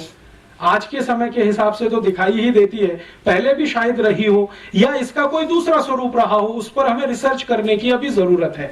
तो हमें ऐसा लगता है कि ये खराब है। तो सभी सभ्यताओं के विकास में ये एक मूल क्रम होता है कि जो खराब है उसको छोड़ते जाओ, जो अच्छा है उसको और अच्छा बनाते चले जाओ। सभ्यताओं का विकास ऐसे ही होता है। तो अगर हम मानते हैं कि भारत की सभ्यता में कुछ खराब है तो छोड़ें और उसको परिष्कृत करने की कोशिश करें, तब तो ईमानदार यात्रा हमारी होती है विकास की। लेकिन अगर अपनी सभ्यता को ही छोड़ दें, उसकी बुराई अच्छाई तो बात ही ना करें, और सब कुछ विदेशी सभ्यता में अच्छा ही अच्छा है, बिना जाने बिना समझे उसको आयातित करें, तो ये तो सर्वनाश की तरफ ले जाएगी, जो गांधी जी कहते हैं। तो मेरी अपनी मान्यता में वर्तमान में जो हमारी सरकार है वो ग्लोबलाइजेशन के नाम पर, लिबरलाइजेशन के नाम पर इस देश को बर्बादी की तरफ लेके जा रही है, क्योंकि बिना सोचे बिना समझे यूरोपियन अमेरिकन सभ्यता को अंधाधुंध तरीके से इस देश में लागू करने की पूरी ताकत लगाई जा रही है। अब हम नागरिकों के सामने ये बड़ा धर्म संकट है कि हम कहां जाएं। अगर हमको ये तय करना है कि हम हमारी सभ्यता संस्कृति के साथ जाएं, तो पूरी हिम्मत और ताकत के साथ इसको सामूहिक रूप से कहना पड़ेगा। और या तो हम समूह के रूप में ये तय कर लें कि हमको अमरीकी होना ही अच्छा है, जैसे पंडित नेहरू मानते हैं और आज के प्रधानमंत्री भी मानते हैं कि हम यूरोपियन हो जाए, अमेरिकन हो जाए, उसी में हमारी भलाई है। तो पूरा समाज ईमानदारी के साथ अमरीकी और यूरोपीय हो जाए, मुझे उसमें कोई बुराई नहीं लगती। या तो हम ईमानदारी से अमरीकी यूरोपीय हो जाएं या ईमानदारी से भारतीय रह जाएं। ये जो बीच की खिचड़ी है, क्योंकि फ्यूजन कहीं नहीं होता है, हो नहीं सकता है, सभ्यताओं में तो नहीं हो सकता है। तो फ्यूजन करने की कोशिश करेंगे तो उसमें से कोई अभीष्ट नहीं निकलेगा, हमारे लायक नहीं होगा। इतना ही कहकर इस व्याख्यान को मैं विराम देता हूं। और इस व्याख्यान की मदद से एक नया प्रश्न मैं इस समाज में खड़ा करना चाहता हूं कि हमको जाना किधर है, ये तय करें। यूरोप अमेरिका जैसा होना है तो पूरी ताकत से बने, और भारतीय होना है तो पूरी ताकत से इधर आए। समाज के स्तर पर यह तय करने की जरूरत है, क्योंकि राजनीति इसे तय करने में समर्थ नहीं है। राजनीति समर्थ क्यों नहीं है? क्योंकि वो नितांत स्वार्थ में डूब चुकी है, और जब नितांत स्वार्थ में कोई डूब जाता है तो वो समाज को दिशा नहीं दे सकता। तो ये समाज को ही तय करना है, और समाज का हिस्सा राजनीति बने, ऐसी मेरी अपेक्षा है। हमारा समाज राजनीति को निर्देशित करे, दिशा निर्धारित करे, अपने स्तर पर तय करके, ऐसी अपेक्षा के साथ मैं विदा लेता हूं। और आप सब थोड़े से नागरिकों के बीच में ये कहा, क्योंकि आप सोचते हैं, समझते हैं, और न सिर्फ सोचते समझते हैं बल्कि पढ़ सकते हैं। मैंने इतने सारे रेफरेंसेस दिए, आप चाहें तो प्लेटो को पढ़ सकते हैं, उसकी पुस्तकें यहाँ उपलब्ध हैं, रिपब्लिक भी उपलब्ध है और उसकी सब लिखी हुई है, जयपुर में मिलती हैं। सोक्रेटिस को पढ़ सकते हैं, लेविनित्स, दिकार्ते, किसको भी पढ़ना हो, रूसो को पढ़ना हो तो वो भी यहाँ उपलब्ध है। जयपुर में बहुत सारी लाइब्रेरीज हैं, आप उनमें जाके निकाल सकते हैं।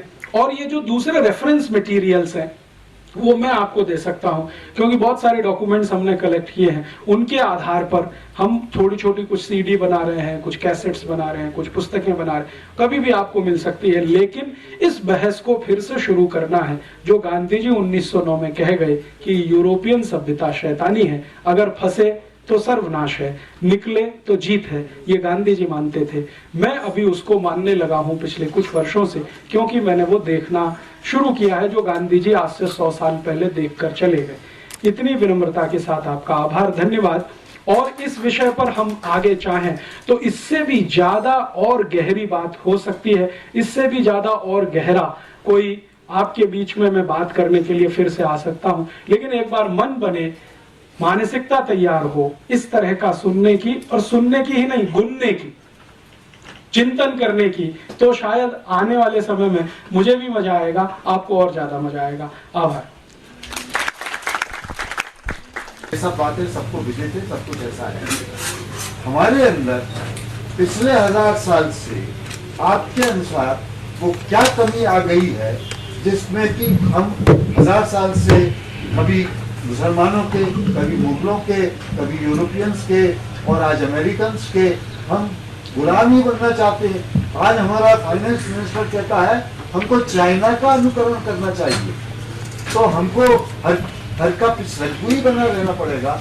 हमारे को चाइना का, अब यूरोप को छोड़कर चाइना का अनुकरण करने लगे। चाइना तो हमारा इस तरह हमारी इतनी प्रगति कर रहा है, कोई गुलामी के आधार पर नहीं कर रहा है। हम में ये बात क्यों है और क्यों नहीं जाती? ये भारत की जो बहुत बड़ी दुर्गुण है, जिसके बारे में आपने कहा कि हम 1000 साल से बार बार दूसरों की गुलामी में क्यों फंसते हैं।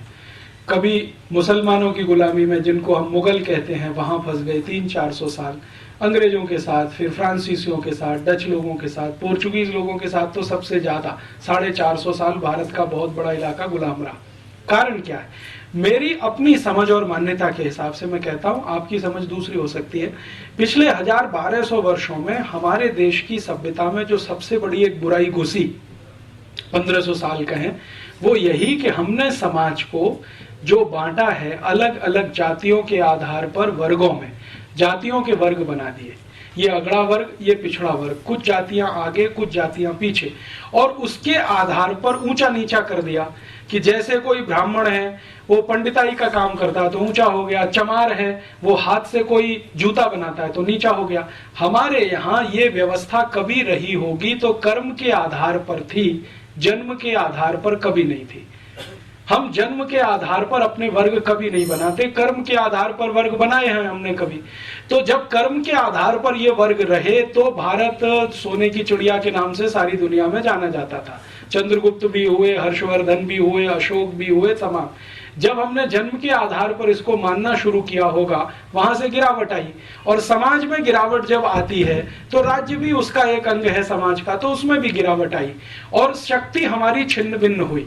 वो शक्ति कैसे छिन्न भिन्न हुई वो एक उदाहरण से समझ में आता है। अंग्रेजों का एक राजा या अंग्रेजों का एक अधिकारी रॉबर्ट क्लाइव जब यहाँ आता है और बंगाल में लड़ाई लड़ता है प्लासी के स्थान पर और सिराजुद्दौला को पराजित करता है षड्यंत्र के हिसाब से, युद्ध के मैदान में नहीं, तो वो एक जुलूस निकालता है और उस जुलूस में वो एक बहुत पते की बात कहता है। वो ये कहता है कि मैं जब जुलूस निकाला भारत में कलकत्ता की सड़कों पर तो मात्र 300 सैनिक थे मेरे साथ, मैं और 300 सैनिक। भारत के हजारों लोग सड़क के दोनों किनारे खड़े होकर तालियां तो बजाते थे, लेकिन मेरे जुलूस पर कोई एक ईंट और पत्थर भी फेंक दिया होता तो भारत का इतिहास कुछ और हो गया होता।